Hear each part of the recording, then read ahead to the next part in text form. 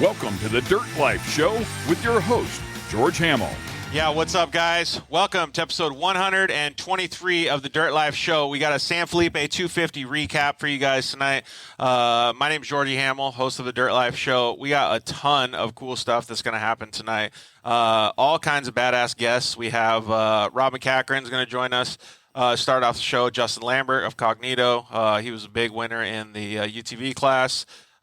Christian Serapis and Evan Weller. Man, they had a fantastic run going. Caden Wells, Emma Cornwell, they're going to join us as well. Wayne Matlock and Caden McCachran. So we got a bunch of people that are going to hang out with us tonight. I'm stoked. There's going to be so much taco talk. This is like the show that was made up for me. So I'm pumped. We're at IMG Motorsports. You can probably see behind me over there, the OG James Hill just throwing it out the side of the window. Let's see here. We are going to give away this bad boy too. So Desert Squadron's giving away this trauma kit. So stay tuned. We're going to do this, probably give it away at the end of the show. So if you guys don't want to hang out and watch the show, come back a little later and check it out. But yeah, so JD Walker, what's up, dude? Oh, he works at Cognito. Yeah, it is a badass place and badass products too. A lot of the guys at IMG Motorsports here rely on their Cognito products. Yeah, Joe. We were eating at the Malecon. Only one day, though, dude. Let's see here. We are going to – oh, yeah. Let's always as we always ask, please share the show. So share this with your friends. There should be a little share button right down on your Instagram on the bottom right. So share that with your friends. Tell them to come hang out, watch the show with us. The more you can help us grow the show, the better it is for our sponsors, and the more we can have this show and talk about some fun stuff. Let's see here. Yeah, just keep sharing away, man. The Desert Squadron giveaway is going to be pretty cool. These things are so badass, man. Let me give you guys a little sneak peek while we wait for Rob Mack to come and join us. Let me see here. These things are sweet, dude. They have everything inside them. So it's a trauma kit, and it has all of your stuff that you need, man. Look at all that. Everything is in here. You got scissors, gauze, Band-Aids, cleansers. Dude, big safety guy here. I'm so stoked that John and all the guys over at Desert Squadron are giving this stuff away to have you guys be safer when you're out on the trail too. So, yeah, there's Patty. She wants to win this bad boy. So we'll leave this just over here. But yeah, so the San Felipe 250 was pretty rad, man. There was a lot of people down there.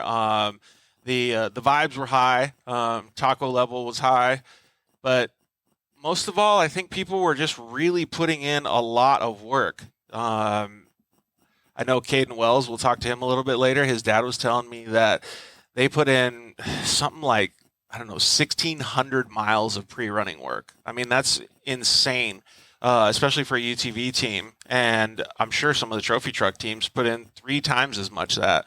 I know that some of them were down there for 2 or 3 weeks. So we can talk to Rob Mack a little bit about it when he gets ready to come on here. So, Rob, feel free to join us anytime. And we'll see how many miles he put in pre-running. We did some fun stuff, too. We did stuff like going down and checking out what was in people's coolers. We got to do that with Rob. Amber hooked him up with some awesome stuff. So him, Caden, and all the pit crew guys could get in there and eat real good food. So that was pretty cool. If you guys have any questions for any of the guests that are coming on, like I said, Rob Mack, Justin Lambert, Christian Serapis, Evan Weller, Caden Wells, Emma Cornwell, Wayne Matlock, and Caden Mack. I also think Kristen Matlock might join us too, but we'll see what she has going on when Wayne comes on. But if you have any questions for any of the guests, please just let us know in the comments section here. We got Facebook and YouTube going too, so if you want to send us comments there, that's totally cool too. But Instagram will probably be the best way. So yeah, we'll get Rob Mack on here in just a second. Let me see if I can invite him.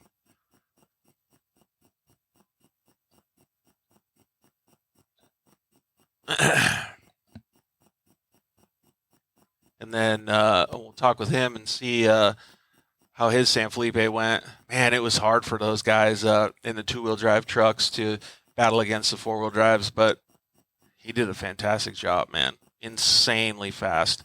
The amount of speed that guy possesses is just still blows me away. His driving capabilities is just phenomenal, right? So let's see if we can get Rob Mack coming on here in just a second, and then I think it's going to be cool to talk with Caden Wells today too. So him and Emma were having a good time out there. They've been pre-running a lot. We'll talk with Christian Serapis and Evan Weller a little bit about some of the stuff that they've been doing.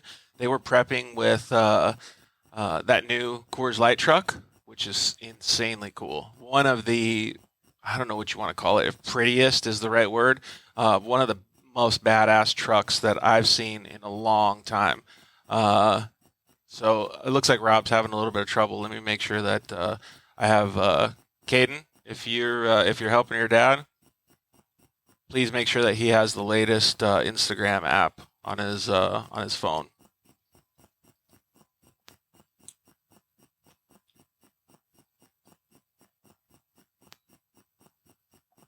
And so that truck, dude, was insanely cool. The KMC wheels that they had. Got my Run KMC shirt on. So why don't we do that while we wait for Rob to join? Share us as much as you guys can. You can share us on Facebook, YouTube. You can always join us and drop us DMs on Instagram. We try to get back to all your guys' messages. It's really cool to see what you guys want and to see how you guys like the stuff that we're doing. So please tell us what you want, what we can do better, and share the show. The show we have some fantastic partners. So like I said, KMC, so go support the KMC guys. Head down to your local 4 parts dealer, order some KMC wheels, and just support those guys because they support us and they support the sport too. So they support Christian Serapis and that Coors Light truck too. So thanks to the guys over at Motul, some of the best oils on the planet.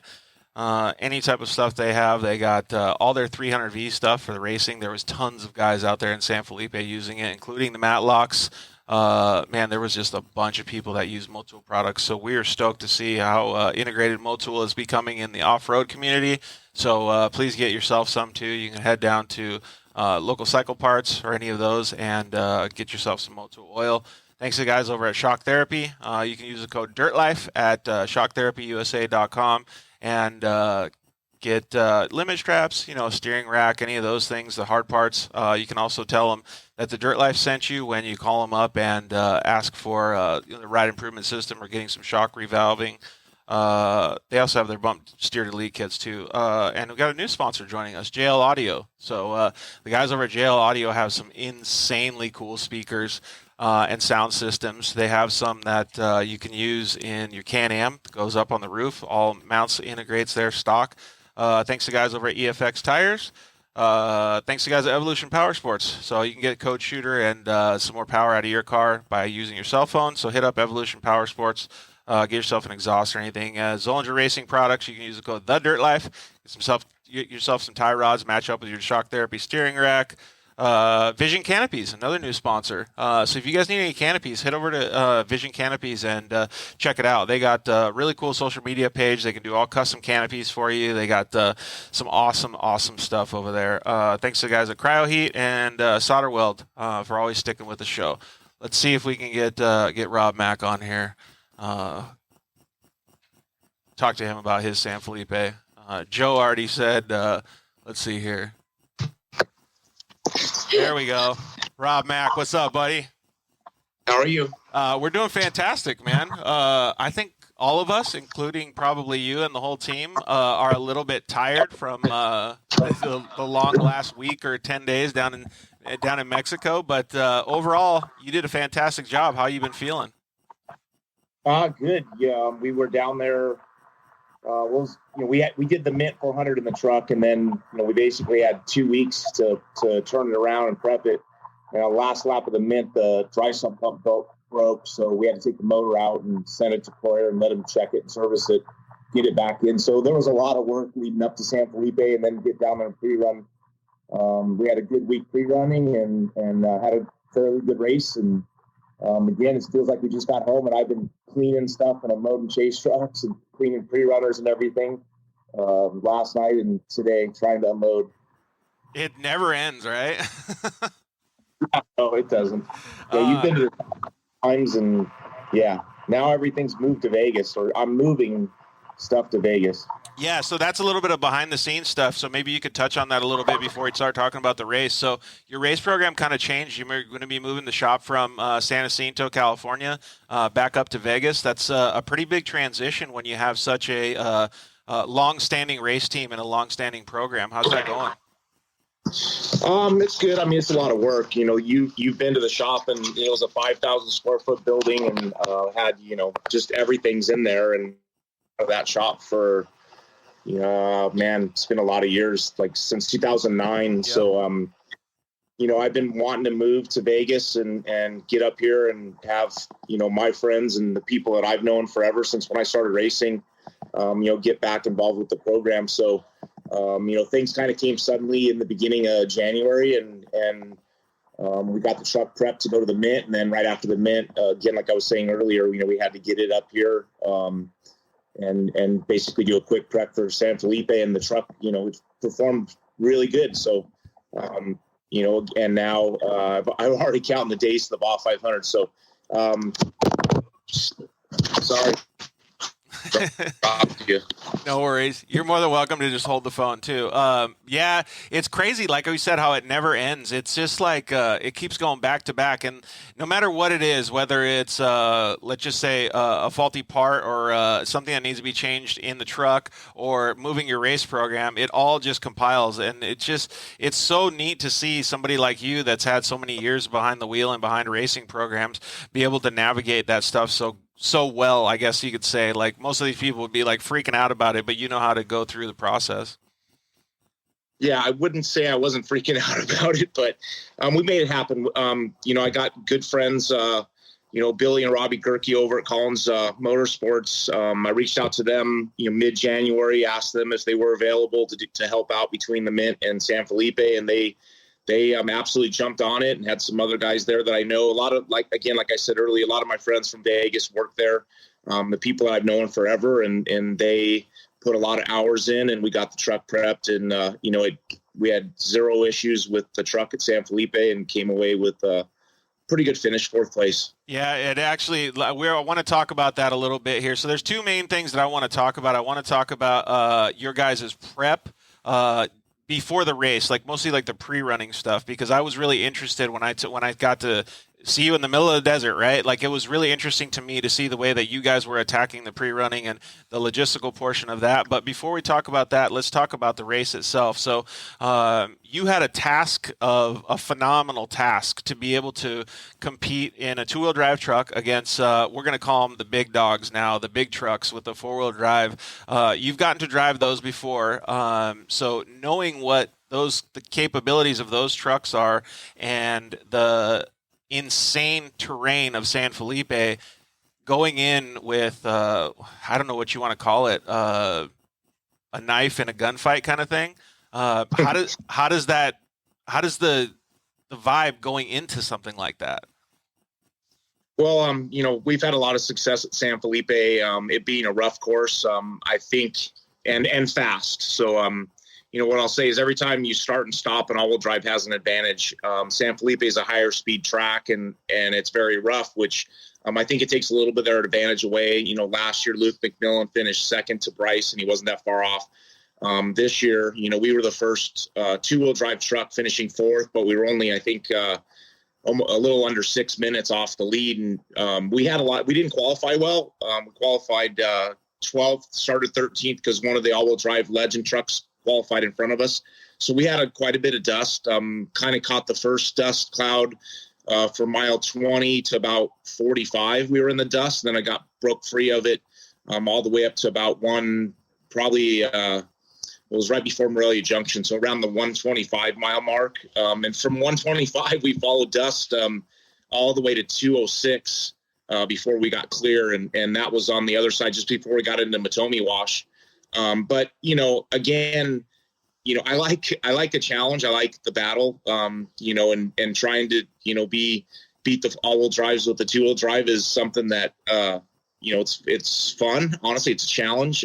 They do, driving Luke's all-wheel drive truck at the 1,000 last year and testing with it. I pretty much realized, it is a little bit of a knife to a gunfight, but, again, it's a challenge. So,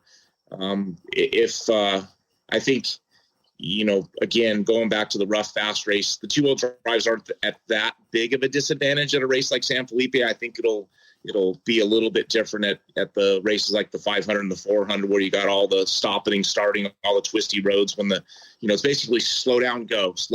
When that happens, The more it happens, the more the all-wheel drives have the advantage. And really, I'm always analyzing, this sport and everything. And I really wasn't worried about the all-wheel drives till last year, 2021. There ended up being quite a few of them. I think, there's 15 to 20 of them now that are out there. And with that a quantity of them, it's definitely going to be harder and harder for the two-wheel drives. Yeah, and as they get the bugs worked out of them and stuff too. So like when I'm coming from a motocross background, we always did things like let's just say at local races, not necessarily nationals or anything, but we would bring like a 125 two-stroke or a 250 four-stroke and race it against the premier guys like a 450 or a 250. And we would do that to increase our capabilities, right? You got to be faster and more calculated behind the handlebars or behind the wheel in something that needs to go faster. And it was really cool for us because we learned a lot doing that. And I see that you're kind of going the same route. Yeah, no, it is. It's we don't have a big block either, so we're down on power as well. But typically I don't complain about those things. It is what it is. And we're going to try to beat them any way we can. Off-road racing, the desert's a great equalizer to everyone. You need to do your homework. You need to do your pre-running. And I think, again, we saw you quite a bit pre-running down there. You were chasing, I think, the Matlocks around and Craig Scanlon and those guys. And we seemed to run into each other quite a bit. And, you saw us pre-running. Caden, my son, pre-running our Polaris Razor. So I think we got almost, we were above 900 miles pre-running in the Razor. And I can tell you speed definitely was down, but I can tell you I really learned the track because when you're going, at slower pace that I'm used to in my big buggy, I really got to see the course really well and learn everything. So I don't, again, we had a great time. We had zero problems with the Razor pre-running and zero problems with the race truck. It's really cool to see that, though, and to see the smile on your face. I got to the finish line when Caden had just crossed the line with the Jagged X team and the Razor, and you had been done for quite some time. But to see the smile on your face for your performance, you've won so many races, and kudos to you for still keeping a level head and understanding the battle that you're fighting against the all-wheel drive trucks, because you understood that no matter what, like that race was almost a perfect race in essence, right? You didn't have really any issues. You drove like a madman. You were fantastic out there, but it just is what it is at this point, right?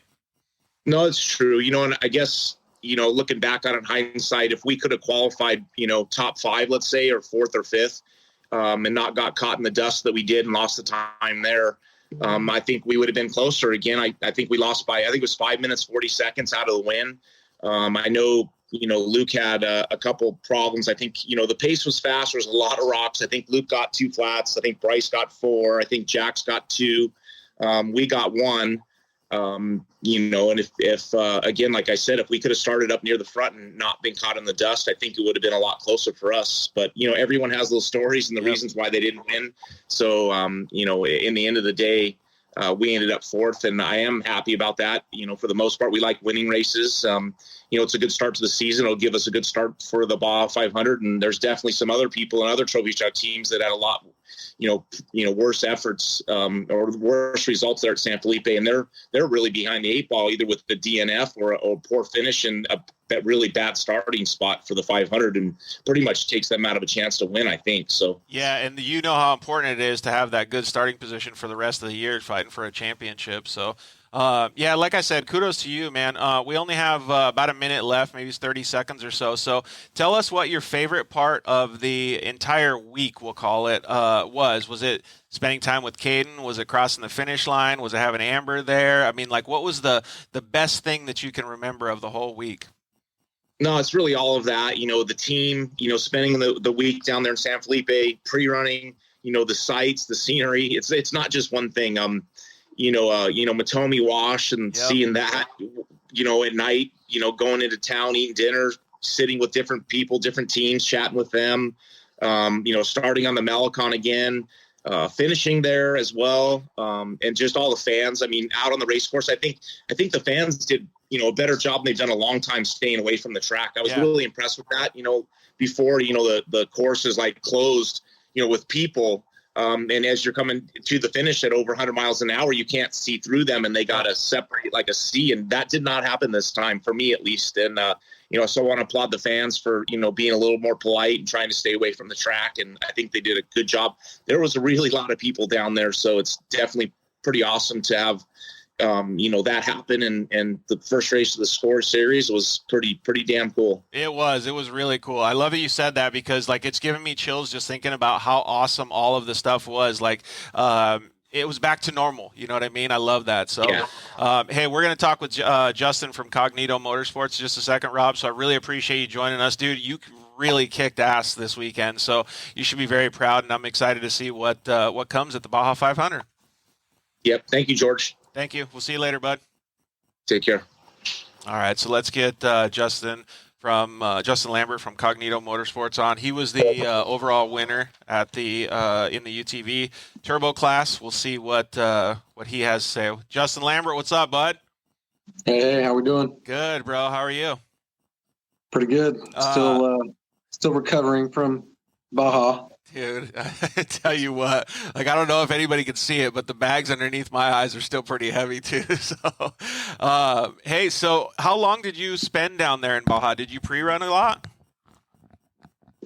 Yeah, we kind of did it a little shorter this time. Got down there on Tuesday and just ran the first 40 miles, and then hit it hard on Wednesday, and then hit it again Thursday. But man, it was the roughest 250 or 270 miles I've ever been in. Yeah, and there was no way to get out of it. We got to get in the helicopter for a little bit and go check out the course. There was like maybe two different lines that were 100, 200 yards of just like not whoops, and then everything else was just straight up 3-foot whoops, right?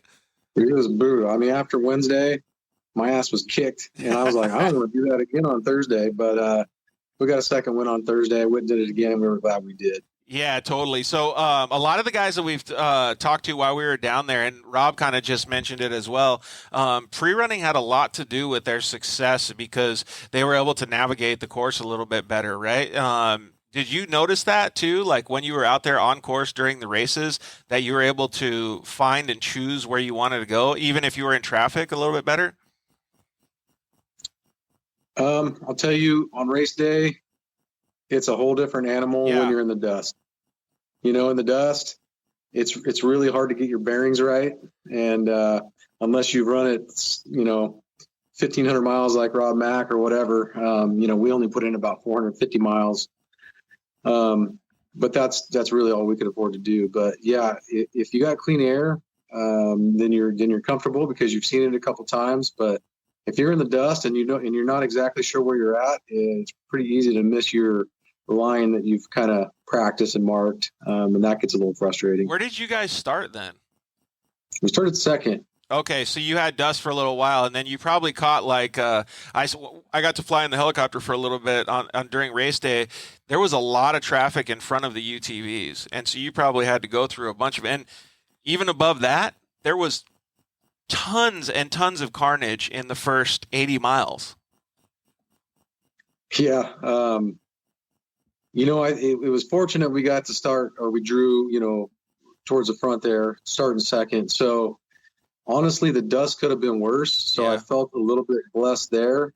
We were, kind of in the dust of one or two 7 trucks, kind of going back and forth with them. But there's a lot of lines out there, and I feel like we did our homework in some good areas and got around some of them guys, and they didn't even know it. But I think the guys behind me probably had a lot more dust than I did, to be honest. And we did have some issues. Yeah, we did have some issues, and so starting up front definitely helped. So what was some of the things that are the biggest milestones during the race? Like, did you have any issues? Man, I tell you, so Thursday, So race is Saturday. On Thursday, we said, okay, usually on Friday, we will go test the car. So we'll go out on the first 40 miles with the race car. This time we decided to do it on Thursday. So we went out to race mile 10 and ran to 45 in the race car on Thursday. Everything shook down well, felt great. And then at that point, we hopped in the pre-runner and went around the rest of the course. But Saturday during the race, my rear shocks went away at literally race mile 1. We hit a concrete barrier that was underneath the sand right after we went underneath the bridge. And there was this concrete barrier sticking up out of the sand about 6 or 8 inches. And we didn't really check up for it. And when we hit it, I mean, the shocks bottomed out and it was loud and it hurt. And I was like, oh, that's not good. And right after that, we started banging the rear skid pan on the ground. And I'm like, no. This is at race mile 1. And I'm going, this is going to be a long day. Yeah. So I was on edge at that point, really trying to focus and take the best line, kind of get out of the groove so you weren't banging the skid plate on the ground. Just trying to stay easy. And I knew I had Ampudia start right behind me, and he's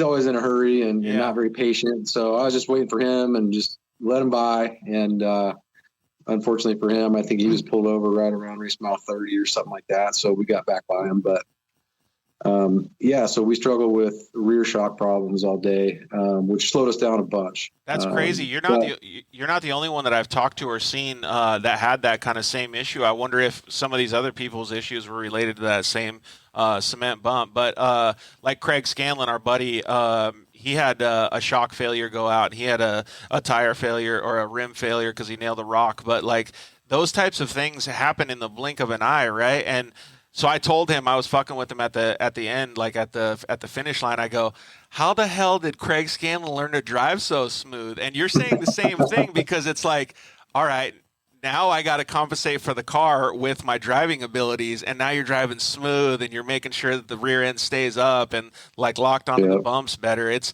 a pretty gnarly thing to have that much stress for, well, let's just say 4 or 5 hours or 270 miles, right? Totally.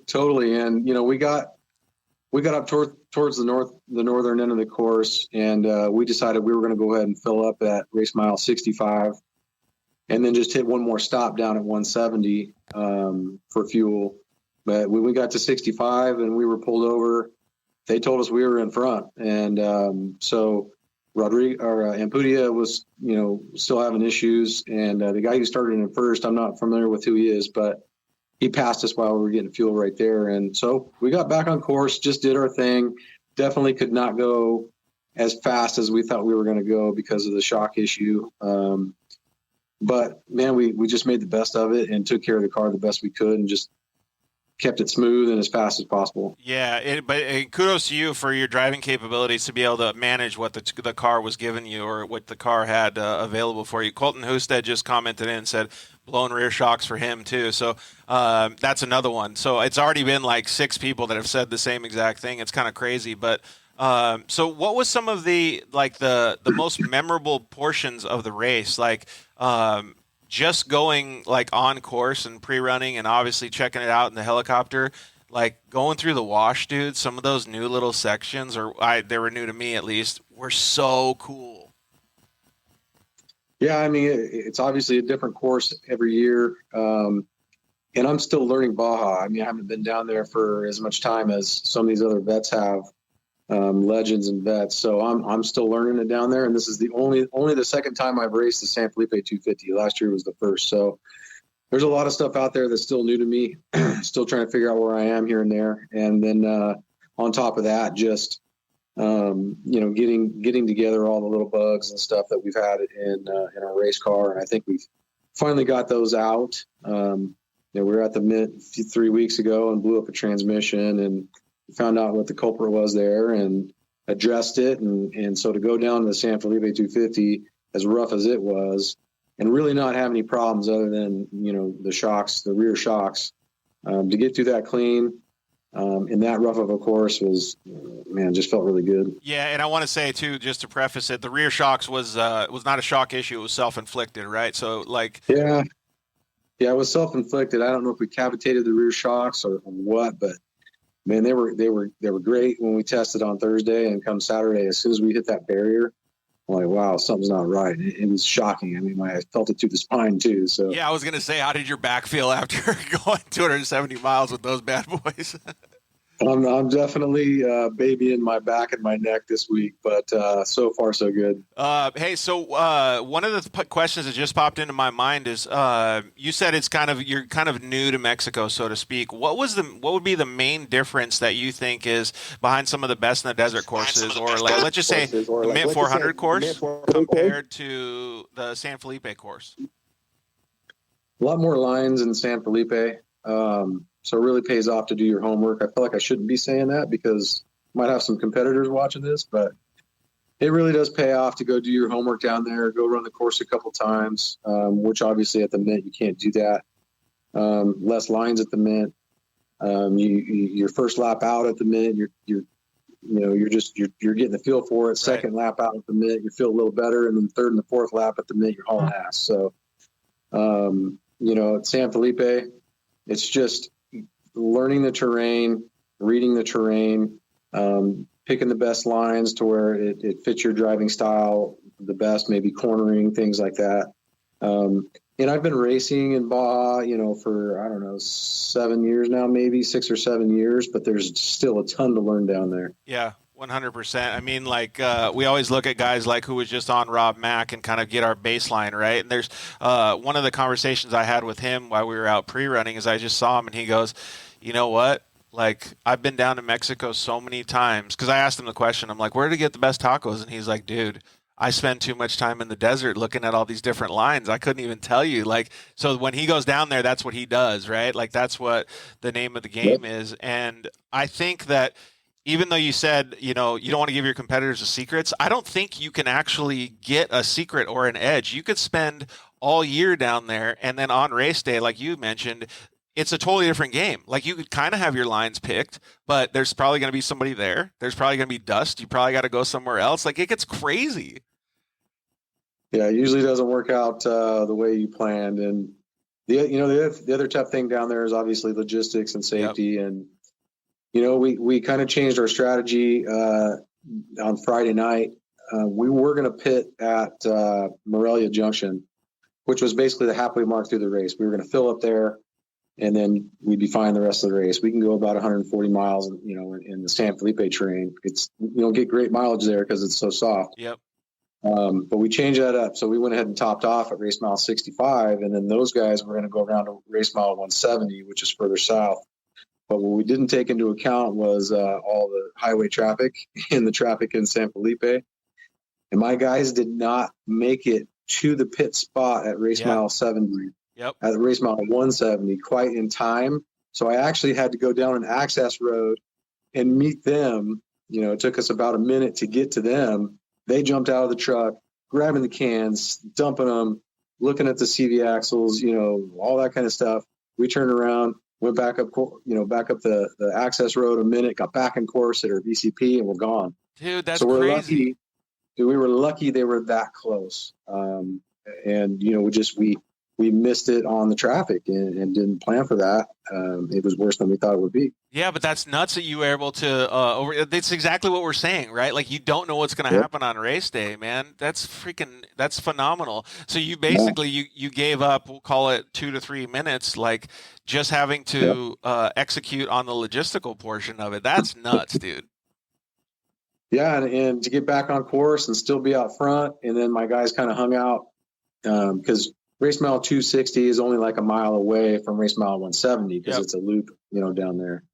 So after we were done there, they went back to 260, which was going to be their next, to see us through there. And that loop from 170 to 260 was just absolutely brutal in these small. I mean, we got 33-inch tires per the rules. Yep. And the whoops I want to put 39s on my razor sometimes, but we made it through and we came back through 260. The guys stood there and were like, hey, there's nobody yet. 5 minutes later, hey, there's nobody yet. Oh, really? And then finally they come back and go, hey, the next car is 11 minutes behind you. And so take it easy, be smart, don't blow it. You got 17 miles left. And that's what we did. Did you feel like you were pushing it really hard to get that gap, or did you feel like you were just in like medium mode? I pushed it really hard where it was smooth enough to where we could with what we had to work with at the time. But in the rough stuff, I just had to slow it down. I think that, our issues probably cost us 20 minutes or so for the whole race. Dude, that's crazy. We did have one flat. We did have one flat as well, which was well deserved. I mean, I can't believe how tough these ITP tires are we're using. We just switched from their Coyote, which is a great tire and a really tough tire. We just switched over to the Tenacity from ITP, and we hit a rock on the right side like bowling ball size, and we hit it with both front and rear right side tires. And I thought, oh my God, that's a double flat. We only got one spare, and we're back in the middle of nowhere. And we didn't get a flat on either side at that time. And then I slid around another corner, clipped a rock, cut a sidewall on the left side. So we changed one tire, but other than that, and that was it. We kept the tires rolling all day except for that spot right there. Yeah, man, that's crazy. It's so insane to me to hear like the adversity. So you have issues with the shocks, again, self-inflicted, a tire puncture that was self-inflicted. I mean, like all of these things that happen, but you still come out on top by a good amount, right? Like, so that's got to be like really self-fulfilling understanding that you could have gone and done better. Yeah, I mean, it's been quite a while since the luck has gone our direction. So everybody said we were due for some good luck, and we were. I mean, we worked hard at it. We bust our butt, and I'll be honest. Desert racing is not my means of income. I mean, I run Cognito Motorsports here. That's my income. Desert racing is. I'm helping brand my company, Cognito, and then Passion. I'm having fun, and I'm passionate about it, and I'm proving my product out there as well. And sometimes you go down there, and I'll be honest, like on Wednesday, we pre-ran and it was so freaking rough, and I'm just going, what are we doing? Like this isn't fun. But then you kind of chill and you realize I'm down here for the challenge. It's the challenge, the competition. And then you realize that, and you think about it, and you're like, dude, I'm going to get it. And so you get in the mode of wanting to go get it, and then you go get it. And those instances when you hit the finish line and you get a first place, I mean, you just feel the emotions start coming. You know what I mean? Dude, 100%. I love that, dude. I always tell everybody it's about your perspective, not your program, right? It's about having that vision. So I love to hear you say that. All right, we're going to wind down the interview a little bit. We only got a couple minutes left. So what was your favorite part about the whole week that you were down there? Dude, obviously winning. I mean, because we go race to win. But just to get out of the normal grind, get down to Baja. I mean, as rough as it is and as challenging as it is and hard on the body, and you're always worried about, keeping your equipment safe, your people safe and all that. Just getting down there, getting through it, and getting back home safe is probably the best part on top of winning the damn race, especially after having some issues like that. Dude, 100%. And the tacos. Yeah, like we just got a comment come in. I did want to give you a shout out, though, too. We're at IMG Motorsports. I don't know if you can see the picture of James Hill just getting wicked back here, but they use a lot of your guys' products, too. So I'm glad that you guys have that. I really appreciate that. Yeah, I'm glad that you guys have that partnership. So keep up the good work, obviously at the business and stuff, as well as doing the racing stuff. So what's next on the schedule? Just the rest of the Score Series? Or are you going to do some Best in the Desert stuff too? Next race up is going to be the Baja 500, and then we are going to do the Vegas to Reno race. We might do that Legacy Baja Nevada race. And then probably UTV World Championships, but we're definitely going to hit the Baja 400 and the Baja 1000 as well this year. Dude, you got a full plate, man. So that car is just going to get a little bit of love from you guys, and then you're going to get back out there on the race course, I'm sure. A little bit of love, yeah. A lot of love. That's cool, man. I love the effort that you guys put into it. So thank you very much, Justin Lambert, for joining us, dude. It was awesome. I didn't get to see you and shake your hand, but it was awesome to see you on the podium. Top step, dude. You did an awesome job. Thanks a bunch. Thanks, homie. We'll see you at the 500. Next time. Yeah, man, it's so cool to see and understand the work that goes into all these people's race programs, especially, Justin's, Rob's. These guys face so much different adversity when they're out there on the course, and are able to overcome it. I mean, just think about riding 270 miles in just insane whoops after getting that damage from your shocks. Just crazy to me to think, dude. All right, so we're going to have Christian Serapis and Evan Weller join us in just a second here, talk about their race in the new Coors Light spec truck, 6100 truck. So we'll see how they did and get a little bit of info and behind the scenes on how that truck did. Like I said at the beginning of the show, one of, if not the prettiest trucks on the planet. Jessica, what's up, girl? Brett is more than welcome to join us too, but we're going to talk with Christian and Evan in just a second here when they jump on. That 6100 class is getting so competitive, man. So competitive. Super cool to see. Basically, for any of you that don't know, it's a trophy truck spec class. So pretty much a trophy truck with a spec motor. So a little bit less horsepower, maybe half the horsepower, a third of the horsepower. But those trucks rip. Like, they shred, man. And I know that Christian and Evan were really, really looking forward to some good results. Saw AJ Beck over there too in tech and contingency in that truck. It's cool to see those guys, man. Let's see here. Christian's messaged me. Let's see here, Christian. I will have you join in just a second here. I'm going to get Evan on, and then I'll send a request to you. So let me get Christian and Evan on here, and then we'll start. Evan Weller, what's up, buddy? How are you? Good. On the freeway. Oh, right on, just shredding. Busy guy over here. Yeah. Hey. So trying to do this. So, all right, we got Evan Weller on, and now we just got Christian Serapis joining us. What's up, Christian? How are you, buddy? What's up? I'm doing great. How are you? Doing good, man. So let's kick this thing off just straight off the bat. What was the best tacos you guys ate all week? Ooh, definitely not Pete's Camp. Those tacos suck? Oh no, dude! We just got a little inside joke. We went there twice, and I think we averaged more Pete's Camp than we did on the actual race course. Right on. Yeah, Pete's Camp is a cool little place by the beach for anybody that hasn't been down to San Felipe. All right, so let's get into some of the nuts and bolts of your guys' week, we'll call it. So when did you guys get down there to start pre-running and kind of get everything ready to roll for the race? We got down there the Sunday before the race. Did about 20 or 30 miles when we got down just to shake the buggy down, and got a pretty good taste pretty early of what the race is going to be like. Just an endless amount of whoops, and pretty much spent the whole week pre-running. We had our lines completely dialed. It was easily the most prepared I think Evan and I had ever been before a race. We had our hot lines, we had our backup lines, we had race course, and we had pretty much everything we needed, Mark, and it paid off, but obviously not in the end, something we couldn't control. So, but yeah, just the whole week was, so liberating. I love being down in Baja.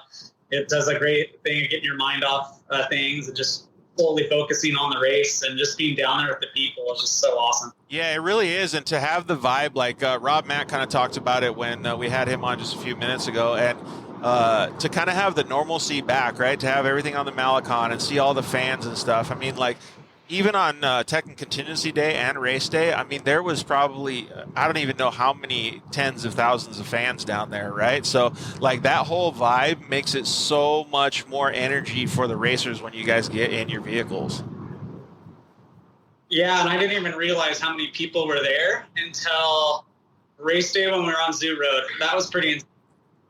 Just seeing the waves of people just standing in front of the truck, thinking they're going to move, like having full trust that they're going to move. And then when you're about, 20 yards away, they move away from the truck. But you have to go in with the mindset, with the trust that the fans aren't just going to get plowed by it. So it's crazy, right? We see all those videos. How fast do you guys think you guys were going down Zoo Road in the 6100 class?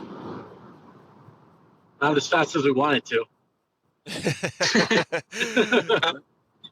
Different with the spec truck than the trophy truck is the trophy truck, you kind of can get a head of steam and kind of modulate that head of steam, or a 6100 truck, you got to be fully committed the whole time. And if you just, if your truck bounces out of, a rhythm, it could really kill you for a couple miles. And unfortunately, we still got to do some more shock tuning on our truck, because that happened a couple times. We couldn't even really get a good rhythm through the road. And to answer your question directly, I don't think I saw over 80.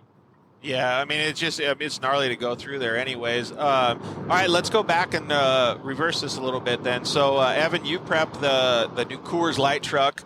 One of, Christian, I got to say, one of the coolest trucks that I have ever seen in my life, not to mention, like, this day and age, to see that legendary or legacy truck come back. Like, so, Evan, when you're getting ready for the race, you got to make sure every nut and bolt is checked and every single piece is checked. Then you get out there and you're working for a week and you guys are pre-running, you guys are getting the truck ready. Like, what's the, I don't know, behind the scenes, right? Because I don't know how that works. Like, what are you guys thinking? What are you guys doing before the race? Yeah, I mean, realistically, the truck, it was brand new going into this race, so it was already on a fresh prep, and Herps does a great job putting the truck together, and the thing was immaculate. So it was pretty cool because we got to go and really spend some decent time shock tuning and getting it within a ballpark to go race. Because generally speaking, these trucks all have Kings on them. So Christian's truck has a Fox package, and it was cool to go out with Mike Kim and just kind of get through the first phases of getting the car set up and able to be competitive. And out of the box, it works great, but I mean, there's always room for improvement. And there's a lot of things that we felt in the race, and we're like, wow, we can improve on that, or, oh, we should fix that, or we should make it work better here when the truck gets to this point of fuel level. But realistically, the truck was ready to go. We just had to do some gear stuff to it and put some miles testing. What did we do, like 200 miles testing before we even went down to Baja? Probably. That sounds about right. Yeah, Tracy from Traco just said that you guys were ripping in the Coors Light truck through race mile 135. So, but those are the things that I think Evan is talking about. Christian, you can tell me more, is that those are all the detail portions that get you to the top step of the podium, right? Because every single time you go out there and test, you get a little bit better, 1% here, 1% there, and it equals out to be quite a bit in the seat of your pants. Absolutely. It's kind of the saying goes, process determines outcome. And there's so many factors that determine, what makes you successful, not only in off-road, but really any endeavor. There's really no replacement for time. The more it's been doing it, whether it's actually physically behind the wheel or, Evan just being in the shop, getting to know the truck, or our guys being down there, getting familiar, knowing like what they need to do on race day, like where the access roads are, etc. That's where you really see, the same. There's really no accident when you see the guys that are successful long-term in Baja, whether it's Menzies or even down in the ATVs, Matlocks. They know their way around Mexico pretty well, and it's definitely, you don't win by accident, or very rarely do you win by accident. I agree 100%. And then, so let's talk a little bit more specifically about your guys' race, and then we'll get into some more lighthearted stuff like tacos. But so your guys' race, the truck was doing really well, and you guys were super impressed with it from what I understood. But you did have some issues, so maybe go through the goods and then the bads. Yeah, so our week started out with a mediocre at best qualifying run. Evan and I thought we had a pretty decent run. We didn't get a wheel off. We hit all of our lines. We went relatively fast, but then when the official results came out, we were P9. So that was a little bit of a punch to the ego a little bit. But we had a perfect truck. After qualifying, didn't have fenders or bedsides or any body panels were ripped off. All we had to do is really change the rear gear, and that was it. And we were ready to go for race day. And we knew that we didn't want to qualify like in the first like one or two spots, so we weren't really that bummed we didn't qualify full, because we kind of like to be the hunters versus the hunted, especially down in San Felipe where lines is incredibly important. And Evan and I believed all week that we had, the far superior lines just based off the time that we spent. Guys like McNeil, I know, probably had some pretty good lines. Following Pavordi for a little bit, Pavordi had some pretty good lines. But we trusted our process. The Concrete Motorsports guys, especially Brent, were really helpful down there getting us dialed for race day. And our whole plan for the first half of the race is, hey, we're going to we're not going to get a wheel off. We're not going to have a mechanical. We're just going to keep driving. We're going to run about 90%, 95% if we can see, and just pick off guys on good lines and not get frustrated if somebody passes us, or just kind of let the race come to us in a sense. By mile 45, we were already fifth on the road, so we'd already picked off four guys. And then we had Coleman right in front of us, and right after mile 45 when we got our first time split, and he went out on a fancy line to the right, and Evan and I, had a line kind of close to that area, but we were like, screw it, we're just going to boogie down the race course and just sneak up on him a little bit. And flew by Coleman, and we were fourth on the road there. And then when we got onto the lake bed at mile 100, got by Ray Griffith, and so we were third, and then we got by McNeil. So by the time we were in Percival, we were, third on the road physically, and we had all of them on time. So we were in the lead for a couple minutes, which is exactly what we wanted. It was great information. Literally everything leading up to that week, even pre-running, just, was going our way. And we were just like, it's not going to come this easy. There's no way. The guys in this class are too good of drivers. Like, there's no way it's going to be just a layup. And then right as I was starting to think that, Baja, just gut punched us pretty hard and got our first mystery flat. And luckily, right then you're probably thinking, God, why did my brain have to jinx us? Oh, it was that. It's just honestly, we run the best tires. Big vintage tires is by far the best combination with KMC wheels. We wouldn't go with any other option.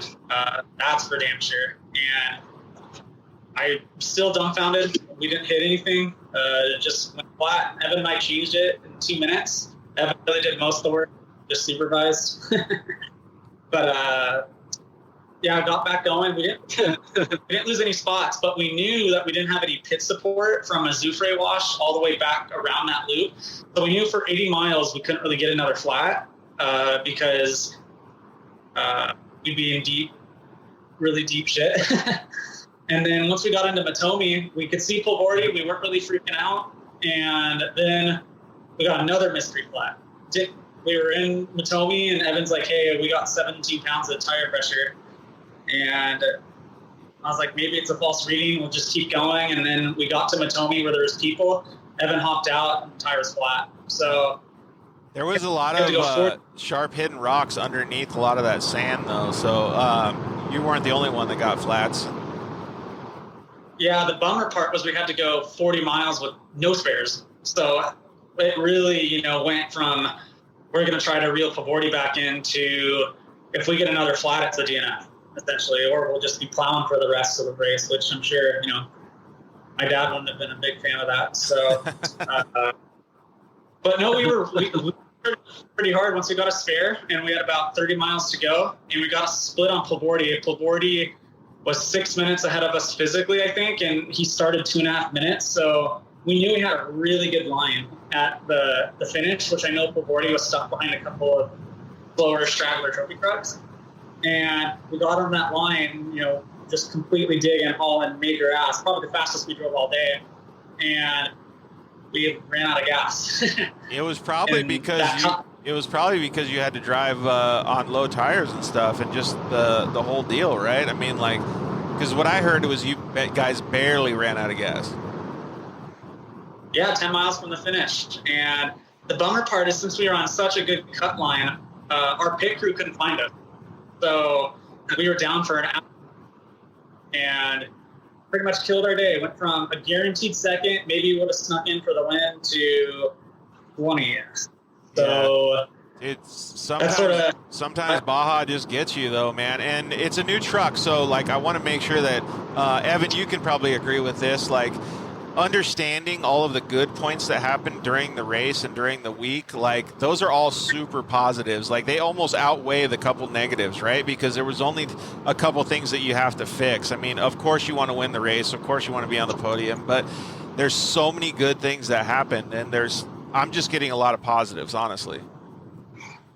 Yeah, there's definitely a lot of positives, but it's a bummer to run out of gas. But the truck worked great. I mean, it didn't skip a beat.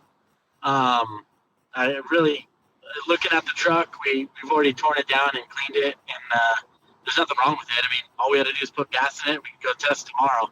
But it's a good looking truck. It works pretty good out of the box, and it's competitive. That's the cool part about it. And Christian, I don't know if you brought it up, but he hasn't driven spec truck in a long time, so it was cool for him to get back in it and then be pretty much competitive right out of the gate. Yeah, that's actually a good point to bring up. So, first of all, the truck is insanely good looking. I mean, and I'm not just talking about the stickers. The stickers are super cool, but if anybody gets a chance to go check out this truck at a race or anywhere in Tech and Contingency or whatever it is, you got to check it out. The truck is just an amazing piece of equipment. But how did it feel to get back into a truck, Christian?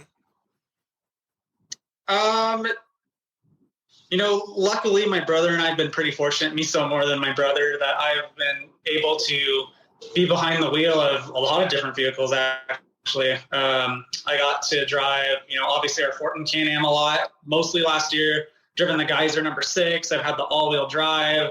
I drove Robbie Gordon SST truck at Long Beach. So I think being able to be around so many different kinds of race equipment has allowed me to kind of be more versatile. So I wouldn't really say getting into a spec truck was like riding a bike. I think it would have been a much easier transition to get back into a trophy truck, actually, just because I'm used to that power kind of bailing you out a little bit. Because a spec truck, I mean, you got to drive. It's a workout to drive those things because you got to be on the ragged edge, really, from the green record. Where a trophy truck, you're still running pretty damn hard, but you're not really beating the crap out of the car the whole time. Where, I mean, I'm very surprised that our new spec truck looks as good as it looks after the abuse we put it through, because I mean, we were really running it hard because that's what you got to do to be up front. And that's what's different about the UTV is the UTV. I mean, that's kind of what I was going to say. Like, you went from trophy truck to UTV and then back up to spec truck in the short sense of things, right? So you learned a lot about all of those different things, and I feel like it puts you in a really good spot for the spec truck class. Yeah, but they're at the same time though, the UTV's not. You can't translate them. They're two completely. I mean, I don't want to upset the UTV guys, but I mean, you're not driving those things that hard in relativity towards what you got to do to be competitive in spec truck. Just because the UTVs, they don't have 3 feet of travel in the rear. They don't have 24 inches of travel in the front. And they're still, a relatively limited class. So, and they're 4-wheel drive, which 4-wheel drive teaches a lot of bad habits, in my opinion. Because when you go when you're all you know is a 4-wheel drive, and then you go into a 2-wheel drive, especially when you have limited horsepower in a spec truck, it's just a totally different driving style. You gotta, really drive super deep into turns with spec trucks, and then keep the RPMs up so you can accelerate well out of the turn. And, obviously you have gears for second and third, where UTV, it's just press the pedal and go. Yeah, exactly. And then you have to belt. So I always have that in the back of my head. Like, what am I going to break on the UTV? Where in the truck, you kind of got to switch on and be like, okay, how can I make this thing go as fast as possible without crashing versus how to not break it? Yeah, totally. And Evan, you've been in a bunch of different vehicles, right? And so to get to be a co-dog in the new spec truck, how was it? What did you think about the performance of the vehicle? I mean, like I said before, it's really good out of the box. I like the chassis itself. I mean, there's a lot of leg room, which is not common in these things, and you can really stretch out. It's easy to get in and out of, to do a tire change. The truck does everything you really want it to do, unless it gets low on fuel, which is something we got to figure out. But it just starts to get a little out of shape with the light rear cell. But for the most part, I mean, the truck did everything he wanted it to do. I know the steering was great. The brake package he has is probably the best there is. The Alcons that he has on there, I mean, I've never seen a brake package hold up as good as those things do. It's pretty amazing. I mean, everything about it is awesome. The rear gear AJ set up in that puppy, and I didn't see it get above 205 degrees all day, and we were beating the crap out of him. It was on and off, on and off, on and off. Go AJ, right?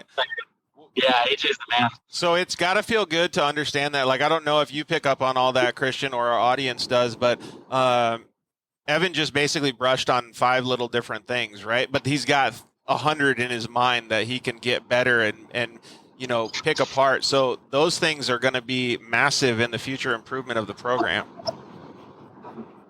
Absolutely too. And honestly, this is really the episode of cliches from me. So if you don't like cliches, I would just stop watching. But it's sort of like, if you don't fail or really like scrutinize things, then you're not learning anything. You're not getting.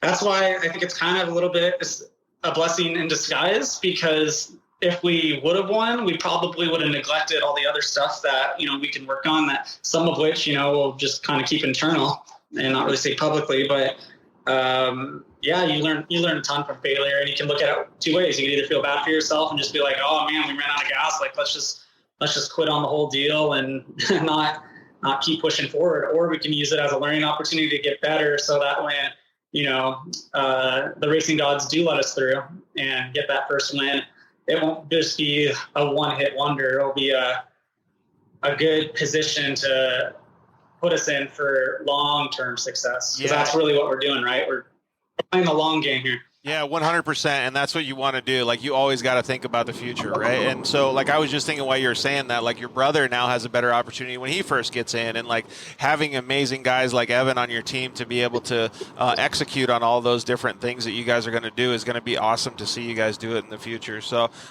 we got to let you guys go. I really appreciate you guys hanging out with us. But before we let you go, what was the best tacos you had all weekend?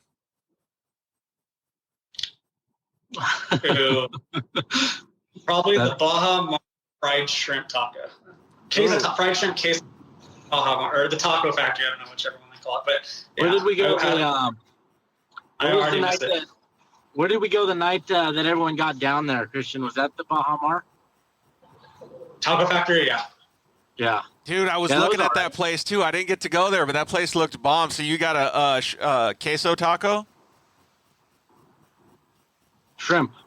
Dude, I'm so jealous. All right. Well, thanks, boys. I really appreciate it. You guys both, honestly, I wish you guys had done better, stood up on the podium. But honestly, when I saw all the stuff that you guys faced, I think you guys did a fantastic job. So you got to rest your head on your shoulders and keep that momentum moving forward. Oh, yeah. Yeah. It wasn't the result we wanted, but, we proved to everybody with the brand new truck that's very legal. There's no tricks with that truck. It's just, just comes down to, we're a great team. We have great people. That's really what it comes down. That's by far the most important thing, is just having, the right people in the right positions to, put me and Evan in the best position to be successful. So I have no doubt that we're going to be front runners for the rest of the year, as long as we keep the team that we have intact. And on to the next one. Thanks for having us on, George. All right, yeah, thank you guys both very much. Really appreciate it. If you want to see Christian, go to CM Serapis. What's the number after that? 22. And then Evan Weller Racing on Instagram. So, all right, thanks, boys. We'll see you guys later. See you later, man. Thank you. No problem. All right, so we got, let's see here, Caden Wells and Emma Cornwell going to join us here in just a couple minutes, so we'll let them log on. I want to say hi to Jeff Lothringer. It was good to see you guys at Tech and Contingency too, man. It's really cool to be able to say hi to everybody. Like we were talking before, like having the ability to just have an open, fan fest and stuff like that. It was super cool. It just blows my mind how many people down there in Mexico are so into off-road and stuff. Like, it's just so enjoyable for everybody to see, the tens of thousands of people that were down there. So, all right, so whenever you guys want to join Caden and Emma, just hop on here and let's get you guys on here. And, we can talk about your guys' race too. Super cool to see how pumped everybody has been. Even if they didn't have the results that they were looking for. What's up, guys? Caden Wells, Emma Cornwell. How are you guys? Good. How are you? Doing awesome, man. I think everybody's still a little bit tired from getting back from the actual San Felipe 250. And you guys had to drive a little bit further, going all the way back up to St. George, Utah. Yeah, it's like an extra 6 hours probably. Dude, how are you guys feeling after a whole, 10 days, a week and a half of being down in San Felipe? Yeah, it's It's feeling good. Yeah. Feels nice to be back in the States, but we've already had Mexican food twice, so Are you clearly we're serious? missing it a little bit. Dude, Yeah. when I had the chance to go to Chick-fil-A, I was like, yes, I'm doing it. All right, so let's talk about a few things. I want to talk about how your guys' race was. I know that your dad had mentioned to me, Caden, that you guys did 1,600 miles or maybe even a little bit more of pre-running. That's insane. Yeah, it was. I think that it helps a ton down there, especially with where you can find your own lines and everything. Yeah, so maybe you could spread a little bit more knowledge to us. Like somebody like me, I only got to pre-run a little bit. I got to see the course from the air in a helicopter. To me, it looks like it would get confusing to be able to pick your own lines. Like, there's zero way that you could take every single line on course unless you had like 3 months to pre-run it, right? But what's the best way to go about a pre-run? Yeah. So we run 2 pre-runners, and we'll run a line, like, say, day 1. I think we almost went like five laps. And day 1, we'll drive a pre-runner on each line, and one on race course, one on like the first line. And then whoever pops out faster, then we mark that line. And then the next day we'll take like the good line and a different line, and we get a lot more lines marked that way. And if it's totally slower, like in the dust or whatever, we'll put like a stop sign or something on that line. So we'll for sure take the faster one. But if it's close, we'll leave it open. So if someone's in front, we'll just take the other line. Yeah, it makes a lot of sense because then you can really get an understanding of the track. Like we always did it in motocross, right? The more you practice, and whenever you practice, you don't take the same line the next lap, and you get a good feel for exactly what is happening out on course. So it's cool that you guys do that. When you're pre-running, Emma, like what's the job for you as a co-driver? I'm pretty much like putting down little symbols and notes to myself of like when to call things or what to call them, and I'm constantly asking him like what would you say this turn is, or how do you want this called, or like keywords kind of to like so that we're on the same page of what the reminder is when we're coming up to it. So we've both seen it, so it's almost like we can talk about it at the race and know exactly what the other person's thinking. Yeah, totally. Jake Hendricks just said to Caden's being humble that there's no practice needed, and I could actually vouch for that a little bit. I know he did a lot of work, but Emma, when I saw you guys in the helicopter, we got a little bit of video when you guys were, I don't know, kind of like 3/4 of the way through the race, and dude, you guys had already faced some issues. But when I saw this dude, like the freaking way he was doing the car and hitting lines and getting on the edges of the ruts and like just pushing the car to like full tilt, I can totally agree with what he's saying there. Like, dude, when you're behind the wheel of a car, it's hard to understand how anybody could beat you. It's freaking amazing to watch you drive. Thanks. So I was wondering, actually, like, how does it feel inside the car when you're going that fast, Emma? It's actually surprisingly calm. Like, it's not crazy. Like, you know, you get behind a wheel with somebody and you're like, holy smokes, I'm going to die. Like, in the car with him, he's so calculated and, like, can see everything in front of him. And, like, it's so smooth. You'd never even know. Like, the first time I got in, I'd look down and be like, see his speed and be like, oh, my gosh, there's no way. Like, it's just...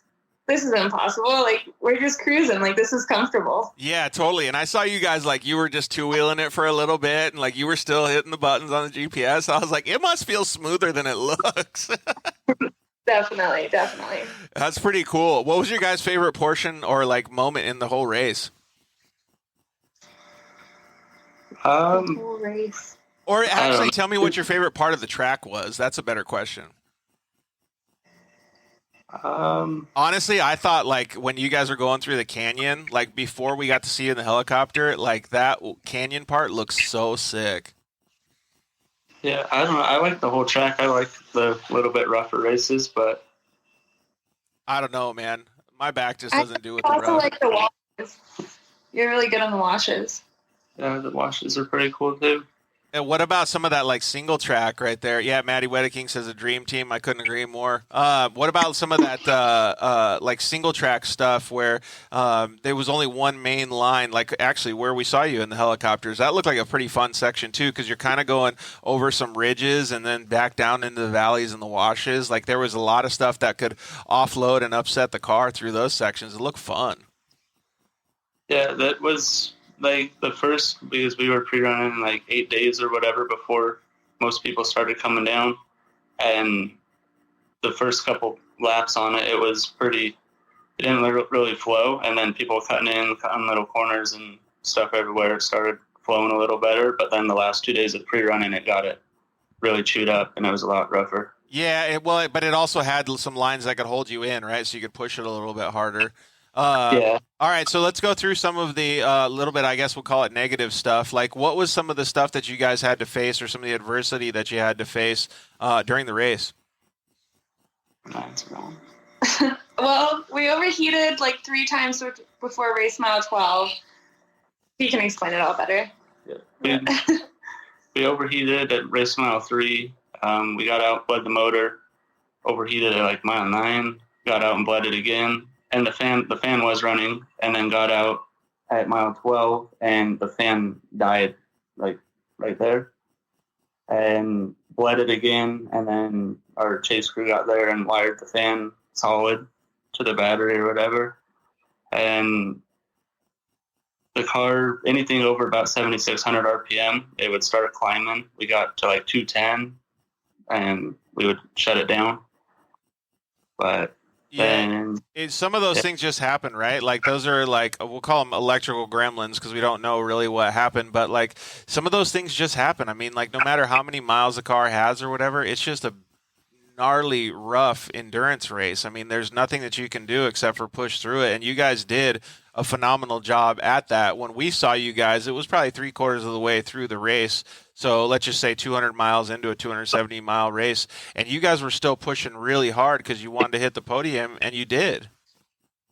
Yeah, it was, I think right when you were videoing, we got back in the car. We had a coil wire or injector or something messed up, so we were on one cylinder. But right then we got it somewhat fixed back. So like, I think when we would turn right, the car would run on one cylinder, and then back to 2 cylinders once it leveled back out. But I think we were just trying to catch back up, pushing pretty hard. Yeah, totally. So Emma, when you guys are in the car and you guys are, I don't know, facing adversity, or you're seeing, do you see Caden get upset? Do you have to help keep his morale up? Like, what's the vibe inside the car? Or is he just like, you know what, let's go. Tell me where to go. Come on. No, he's like, surprisingly, like a lot of guys get really overworked, and like I feel like that kind of can distract you. He's like super calm, and like even has conversations like, hey, how are you doing? You doing good? Like we talk about something. Like it's like really, it's fun in the car. I don't know. And that point, it's just like we're both kind of in the mood to push it, I guess. And yeah, like I just hunker down and focus at the GPS, because if I look up, I don't know. Yeah, that's like you guys being in the zone when you can talk about your favorite music or your favorite Italian food dish. Yeah, we actually have music going too the whole race. Yeah. In the helmets. I can just see it now. So Emma is an ambassador for a drink called Celsius. We know that. And so I can just see it now. She's like, so Caden, what do you think I should post on Instagram for Celsius this next week? Like, and then Caden's just like, all right, tell me where to go. I hope not. I don't ever want to be that distracted in the car. I got to do my job. Maybe at the end. I'm just joking, but it does seem like you guys have a really good vibe, and that's something that really helps a lot in any team sport when it's especially racing, because you have to be so focused. Yeah. Totally. All right, so what was like the best part of your guys' whole like week? You know, I've heard other people say it was the fans, the vibe, like the track was really cool. I've heard other people say stuff like, no, it was being with family and friends. Like, so what about for you guys? I think just like the whole thing, it was kind of like a vacation, but also out pre-running every day. We'd wake up somewhat early, probably leave to pre-run around 7:30, and then we'd be done around 1 or 2, maybe 3, and then from 3 till we went to bed, it was kind of like a vacation, hang out, we'd go get tacos, and then the race is always fun, always a good time. So the whole thing's kind of just like an awesome vacation, but still doing work that's fun. Yeah, totally. I get that vibe, man. It's a different thing than being at home and stuff. I know you wish your brother was there too, but so As you guys have been elevating in your racing status and your careers, we'll call it, like, do you see that more fans are coming up to you guys and like understanding who you are? And like when you were at the Malecon for Tech and Contingency and seeing all these people, like I saw people walking up to you all the time. It probably feels super cool. Yeah. Totally. Yeah, they're not walking up to me. Yeah, it's pretty cool. At the 1,000, I had a guy pull out a hero card that Corbin had made, I think in 2017, and this year at the 1,000, he pulled it out and had me sign it. Whoa, really?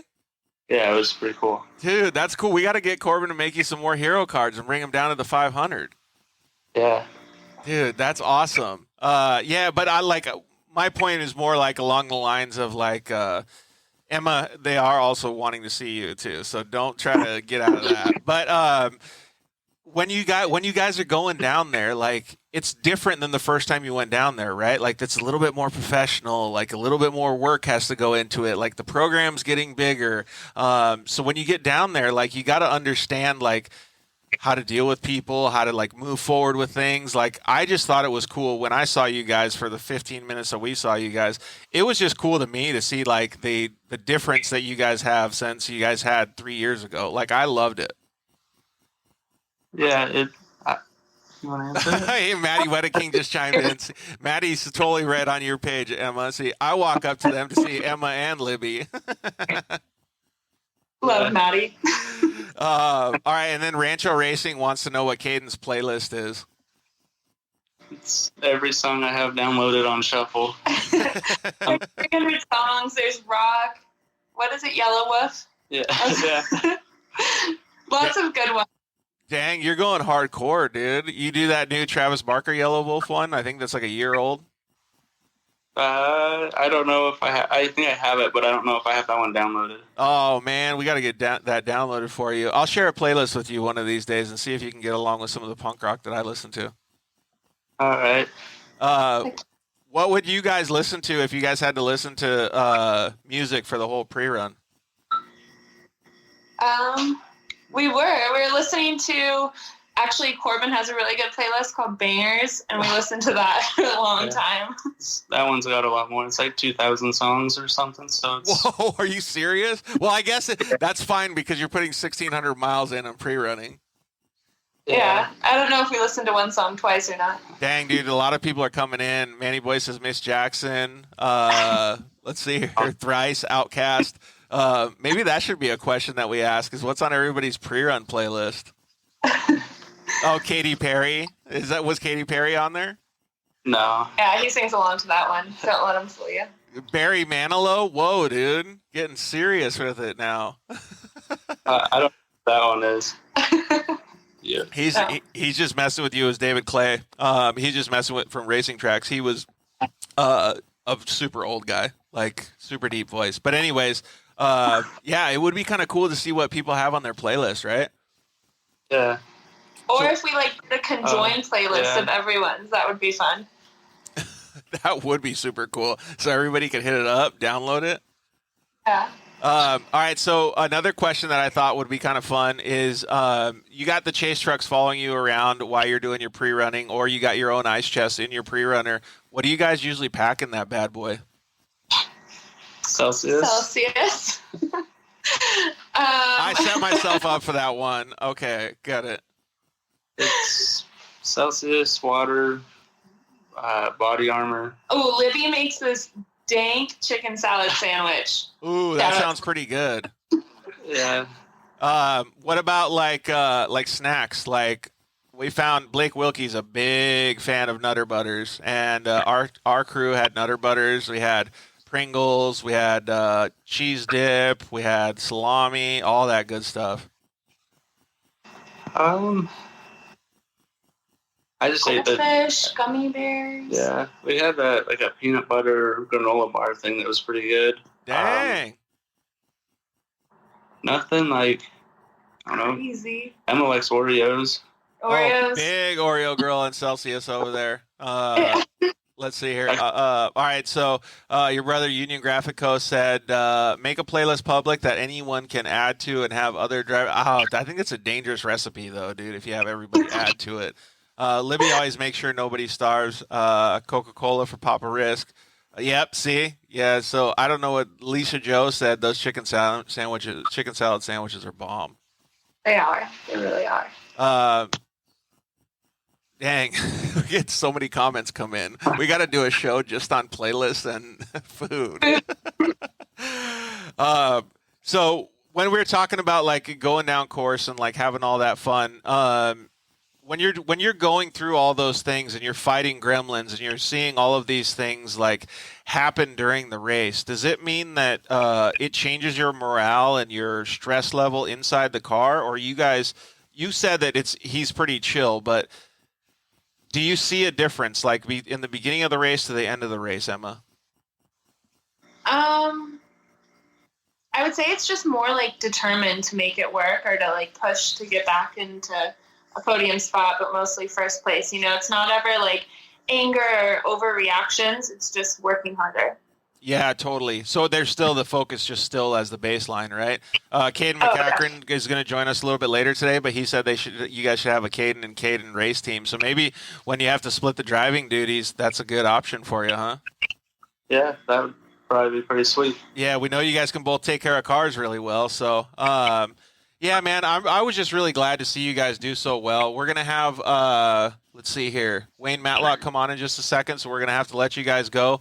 Throw a shout-out to the people that helped you out, and then we'll let you guys hit the road. Our chase crew, we had quite a big chase crew, but they did awesome the whole race. We needed them quite a bit. Polaris, Baja Designs, Method Race Wheels, Tension Tire. Emma, she did awesome. She always does awesome. And Celsius, clearly. Celsius, yeah. Hashtag needs sponsor. No, but that's cool. I'm glad that you guys have all those people that support you. I know that all of the people that do support you are very impressed by the program that you guys are running and that you guys are moving forward with, because you guys have a lot of success. I mean, even with all the adversity that you guys face, you still kept a smile on your faces. You kept working forward to your end goal, and you actually reached the podium. That's like phenomenal, dude. So you got to be proud of your guys' results and look forward to the next race.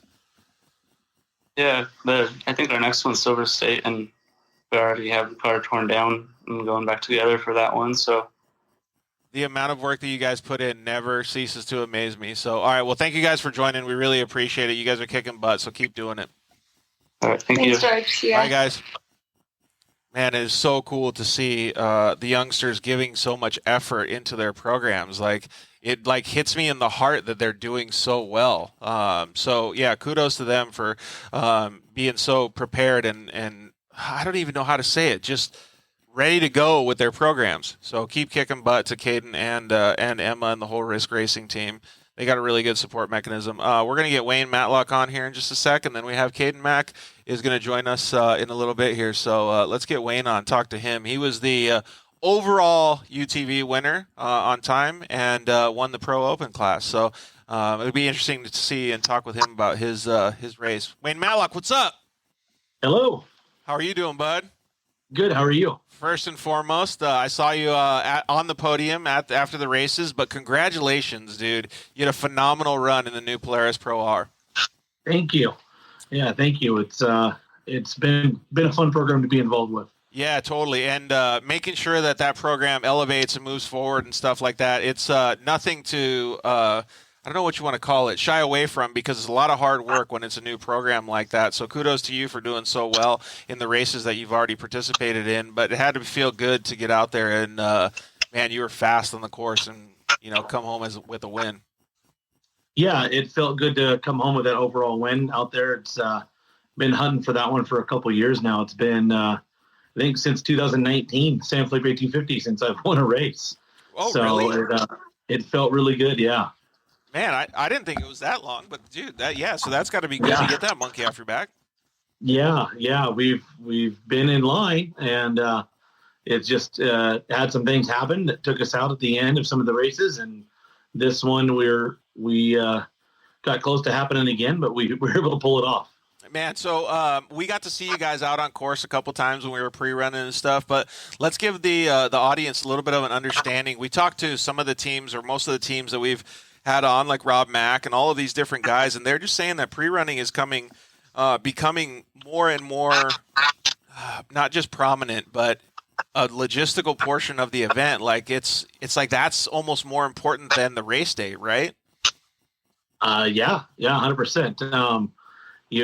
It's been kind of funny seeing the UTV, the progression of the UTVs down there. When I first started racing UTVs, there wasn't barely anybody pre-running. Yeah. And I came from racing on quads and dirt bikes where we spent, weeks down there pre-running. So bringing that into the UTVs, a lot of people at the beginning are like, you don't need to do that. Not necessary.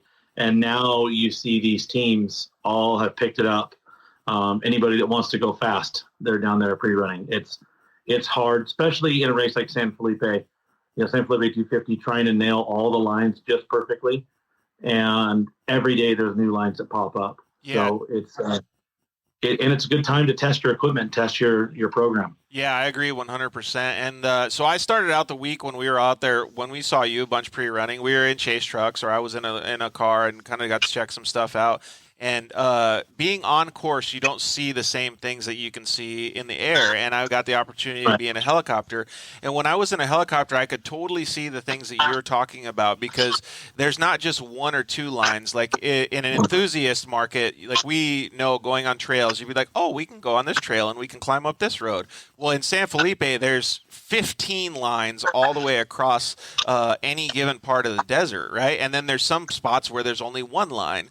So when you're talking about pre-running, and you would have to put in thousands of miles to be able to really get a good job pre-running done. So what does a Wayne Matlock or a Kristen Matlock try to understand when they're doing that? You don't have to give away any secrets, but like make sure that you can give a little bit of a baseline to some of our audience to understand how much work you have to put in when you're pre-running. Yeah, there's no big secret to it. It's just a lot of hard work. You got to go down there, put the time in, have your pre-running equipment be able to hold up to it. We pre-ran, I think, about 800 miles on this race course. So put a lot of time in. And people think that these lines are some big mystery where you're way off the course and you're taking this freeway of a line. Well, in reality, more times than not, you're 15 feet to the right or 15 feet to the left. And it's like you said, there could be 15 different lines going down through the San Juan section. The secret is that one line is not going to be perfect the whole time. Right. So you have to tie this line into line number 7, into line number 3, then switch back over to line 13. And you have to know exactly where to cross them up at and get that timing down perfectly. Yeah. It's it's like trying to do a maze at high speed. And what not to do, right? Yeah. Like if you miss it and you get stuck in a really bad line, that's even worse. It is worse. And it happened to us a couple of times. We got score kind of messed up the starting order for this race. So the guys in the open UTV class, I think we started 58 cars behind Lambert in the turbo class. So the lines were plugged up. So we had alternates for the lines and then alternates for those that were less desirable. And several times I'm finding myself taking my third option that was barely.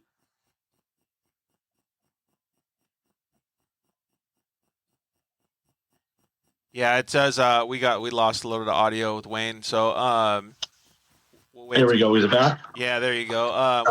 We had a comment come in that says that's why I like racing in the States courses. They aren't so beat. No one has an advantage because they race 69 times there. Yeah, you know what though? I don't know if I agree with that statement, Robert. Like I actually think that it offers more adversity or diversity on the course, because you can have so many different lines. So coming from motocross, and Wayne came from quads in the desert and stuff, like having that motocross background, I would love to have more lines, right? Like the more lines. Well, exactly.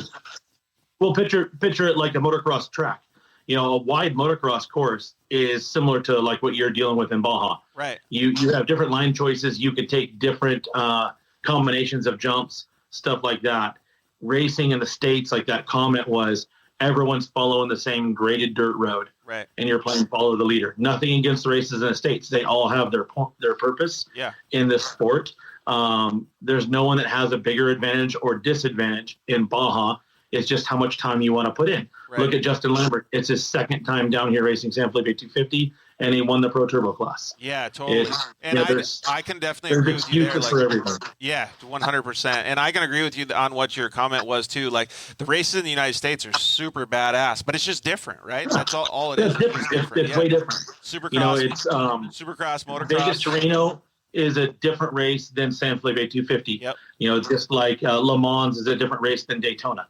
It's completely different. It's they both have their purpose in our sport. Hey, so let's talk about different a little bit now. So we now have, I think 5 different UTV classes, but we'll do the top 3 of them. We have the Pro Turbo class, which has been the most competitive class for years now. We have the Pro NA class, and then we also have now the Pro Open class, and that's the class that you've joined. That's the class that I chased for this weekend with Scanlon Motorsports Group, and you're driving the Pro R now. So those changes are really a lot in your program. Like you've seen every single change pretty much in the past 6 months. So how's it going? It's going really well. The car is very robust, very fast. Suspension works really well. Like any new program and new car, it's trial by fire. So we're finding problems out as we go. It's like, oh shoot, didn't know that was going to happen. We're using a majority of stock parts on this car. Like all of our suspension, we now have upper radius rods that we use on the car just for durability purposes. Our pre-runners still run stock ones, but that is the only modified suspension part we have on that car. We run stock A-arms, stock ball joints, stock tie rods, trailing arms, axles, CVs. All that stuff is all stock. Yeah, so I'm a big it's fan been holding of that. up really well. I'm a big fan of that stock components and stuff like that. Let's see here. Yeah. The guys over at Monster Seal said, Wayne, why did Score have you start behind the other UTVs? Do you mind if I take a stab at this and you can tell me if I'm right? Go ahead. So I think what they're trying to do, Monster Seal, is I think that they're trying to figure out where they belong. Once they understand the speeds that they're going to be going and how they perform on course, they'll put them accordingly in the lineup so that they can be a little bit more fair or however you want to understand it. But they need to make sure that all of the drivers have the same ability to not get caught up, right? And depending on the number of people that are in certain classes, like there's a bunch of different variables. But I don't think that it was a massive deterrent to Wayne doing what he did. He still had to work his ass off to get to the front, and I think it was good for them to position the way that they did at this particular race. Yes, what you're saying is 100% true. In Score, you kind of have to earn your starting position, so to say. So in the past, the Unlimited class hasn't done as good as the Turbo class or the naturally aspirated class. That's why we had to start behind. Right. This race, we were supposed to start right behind the NA class, right behind the Pro 1000 class.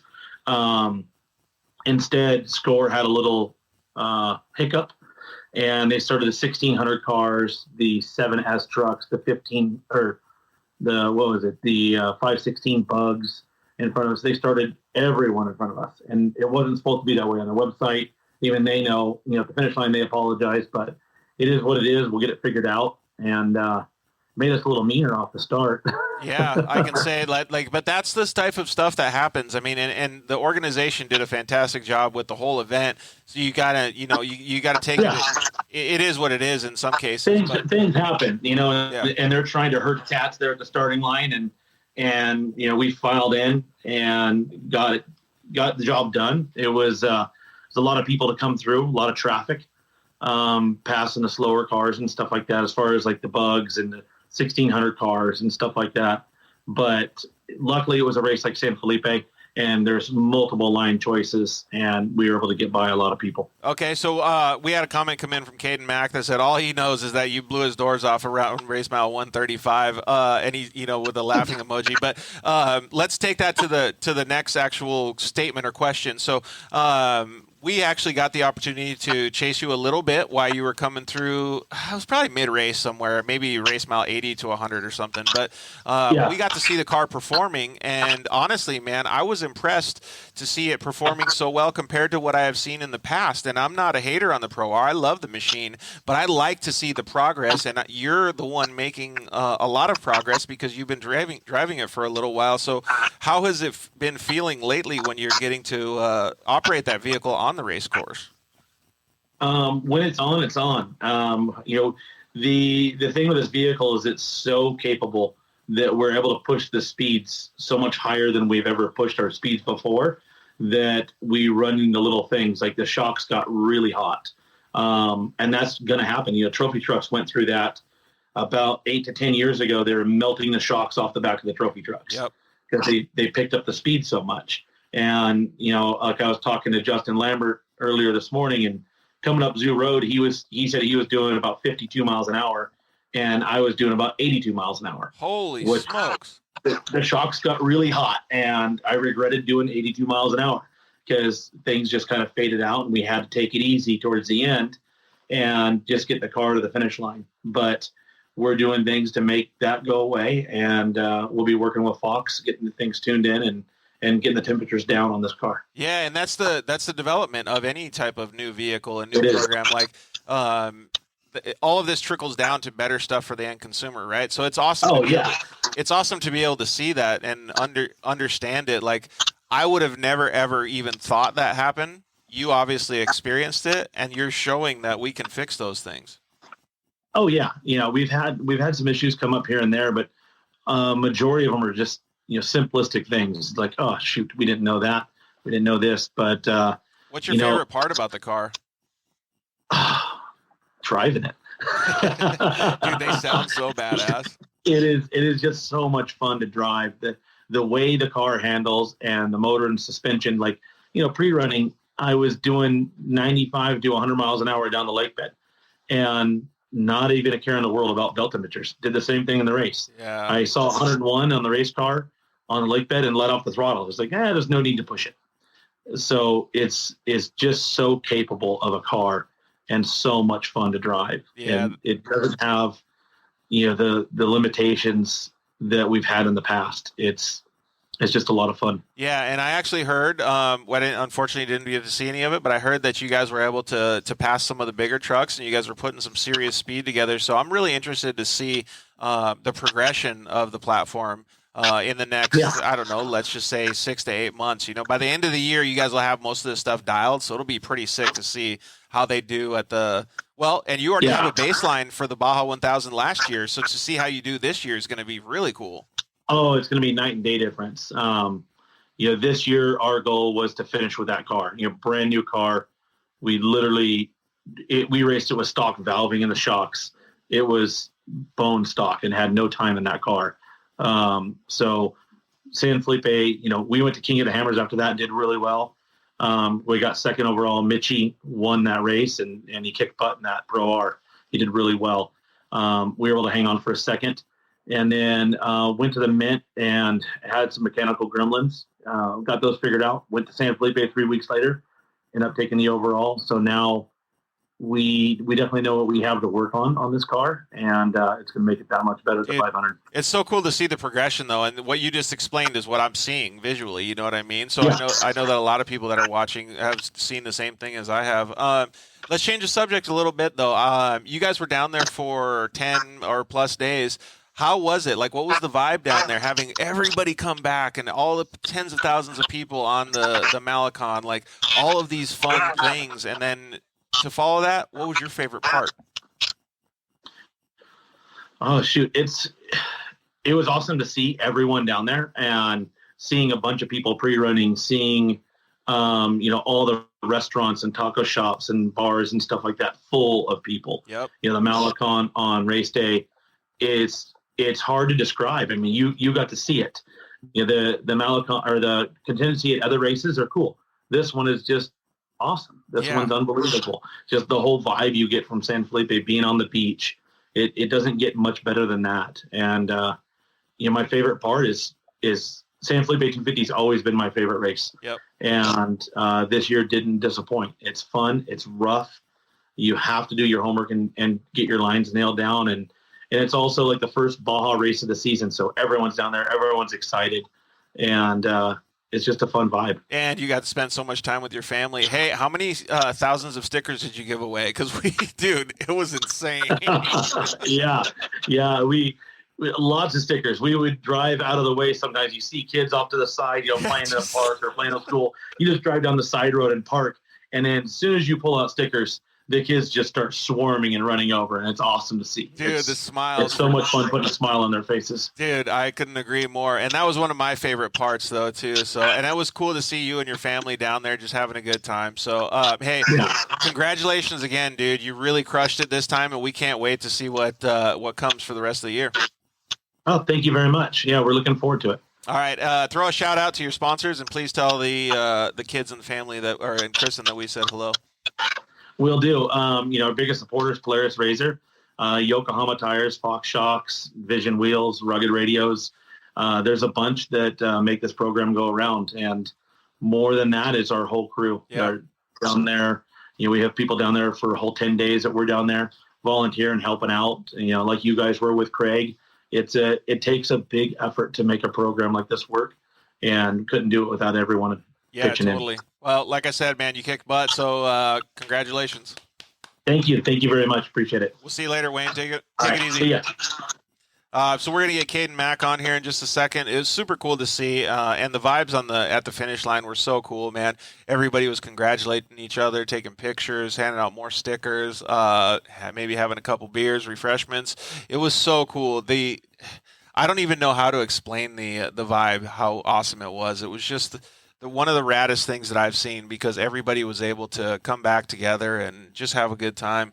So we're going to get Caden McCackern on here, and then we're going to wind down the show. Caden did a fantastic job as well. He drove with the guys over at Jagged X. So Caden Mack, what's up, buddy?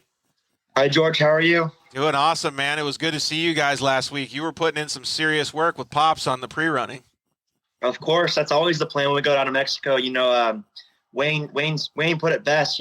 Pre-running is what wins the race. The preparation before the race is ultimately what ends up winning you the race. So yeah, always doing that pre-running down south. Hey, so since you're newer than your dad to pre-running, like I'm not a pre-running master, but like if you were going to give me one single tip to go down there when I'm pre-running, like let's just say it's my first race down in Mexico for the Baja 500, what tip would you give me when I'm pre-running? Would you say something like, take it slow, pay attention? Like, what are you going to tell me?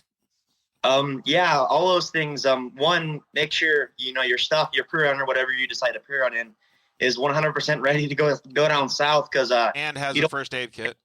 Yeah, you don't want to be stranded down there. And then number two would be a quality over quantity. A lot of people want to go down there and I'm going to do 10,000 miles and, do all these lines. A lot of times if you just sit back and, really understand which line is better and think about it, you'll have a better opportunity to win. So yeah, quality is number one to me. Yeah, I think that's a really good statement to make too, because I've seen guys that go down there pre-running and they just go full mat, like they're just hauling ass around the whole thing, and it's like, why?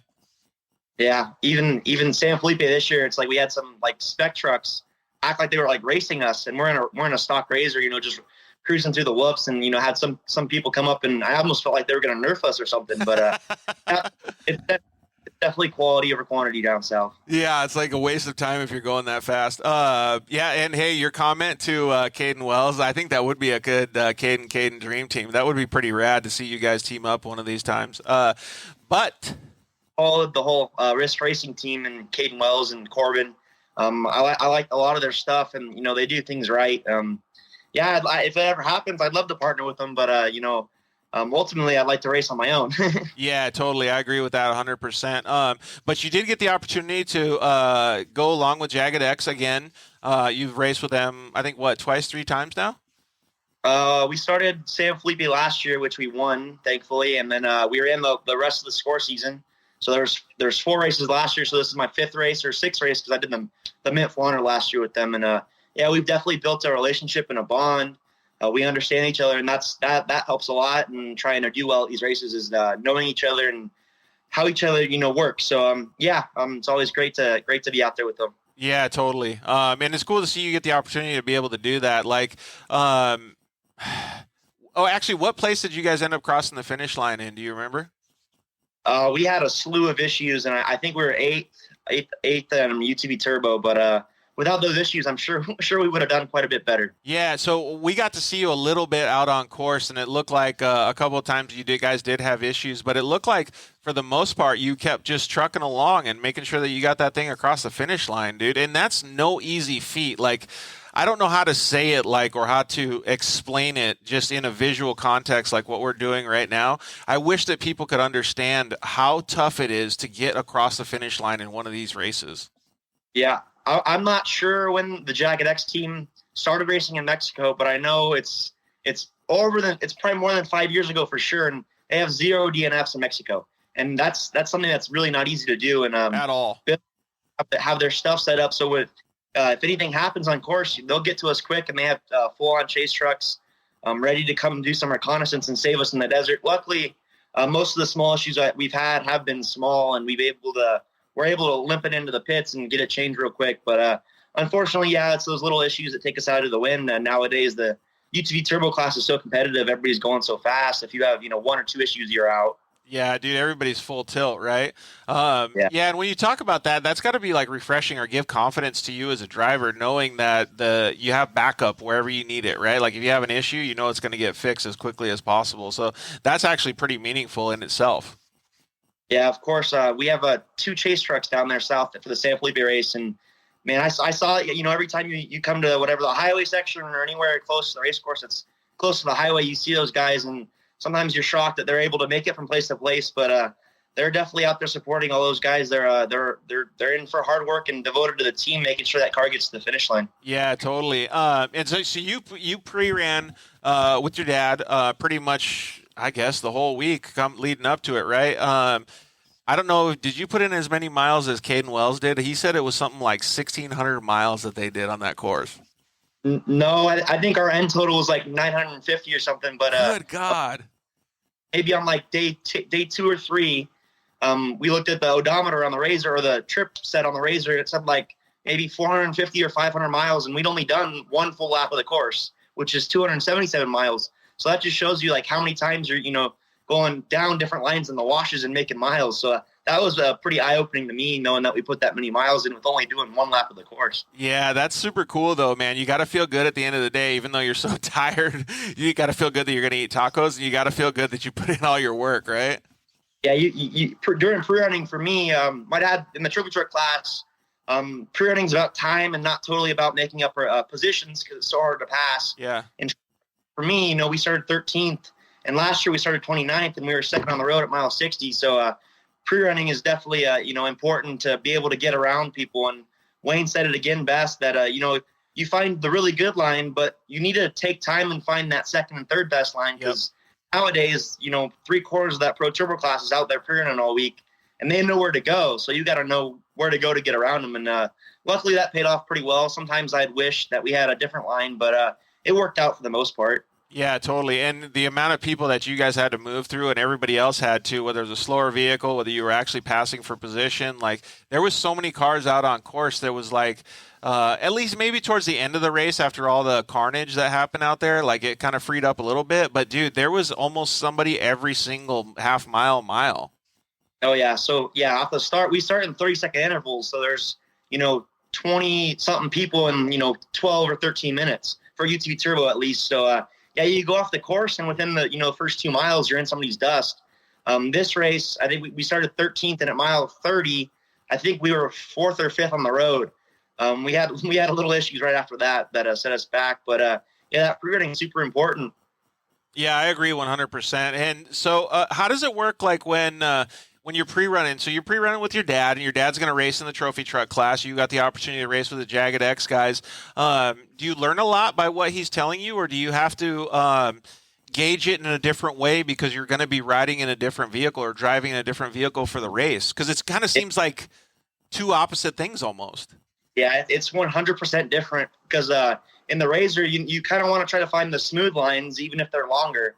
And in the trophy truck, you basically want to draw, point to point to VCP. Right. And how big the whoop is. And the trophy truck's going to go over it at, 70, 80, 90 miles an hour. So it's definitely a lot different pre-running for a RZR. Sometimes I feel bad because I feel like I need to go find the good lines, the smooth lines, and he doesn't care. He knows that the straight line's the fastest. So we have to take the time for me and go find the good lines. Sometimes I feel bad about it, but I think he puts up with it pretty well. Yeah, that's what I was going to say. It's kind of cool, right? Because it's a give and take relationship, and he's obviously helping you. You're obviously helping him. So it's pretty cool to see that, man. Like, I love that vibe, and that's kind of where I wanted to go with the next stuff that we were talking about is like, man, the amount of effort that it takes to run these things, the amount of family camaraderie, and the amount of coolness behind the whole scenes, like, to me, the whole thing just like brings chills to me thinking about walking around on the Malecon with knowing you guys and like all of this stuff. So what's like the biggest favorite part of the whole process or race for you? Sometimes, some people would say pre-running, which pre-running's, again, we're going back to pre-running, but maybe 6-10 hour days of pre-running, which adds up to 60 hours, but the race is only 6 hours. So, for that question, I'd ultimately have to say the pre-running is the fun part, and the race part is, when the green flag flies, it's, it's all business from then, and you got to put your head down. I enjoy, the whole thing, to be honest, from getting in the car to getting out of the car and giving it over to Brandon Schuler. But, my favorite part are the rough parts. Yeah. The perseverance, fixing the car, making passes when it's dusty, taking chances, not taking too many chances, all those things, you gotta weigh the opportunity to, the risk you're taking. Yeah, 100%. And so Tracy, Traco USA said, when did you get in? You started the race? I started the race and went to mile 137, and Brandon Schuler got in and went to the finish. Oh, okay, cool. What's up, Mike Emerson, too? His VP Race Fuels did a lot this weekend. Not only did they help you guys, but we filled up a helicopter with all kinds of cool stuff. Yeah, if I'm not mistaken, I believe Justin Lambert, the winner of the UTV Turbo class, has VP Racing Fuels as well. If I believe that's true. Yeah. Or at least so. Dude, lots of them, man. Scanlon Motorsports Group, everybody. So it's cool to see that he's out there supporting all these fantastic racers, too. So when you were out on course, where did you give up the car? So I got out of the car at mile 137. Oh, 137. All right. So what was your favorite part up until mile 137 then? Because there was some really gnarly sections in that first beginning portion of the race. Yeah, a little bit. Something what my dad said is you go pre-run at a slow speed and you think it's super rough. Then you get in a race car that's set up for the whoops, and you're going 40, 50 miles an hour down the whoops, and you don't even care. All of it's fun. Unfortunately, in mile 25 or 30, I nailed a log in the course, and I thought I got a flat, so I had Pat Stone, the co-driver, get out.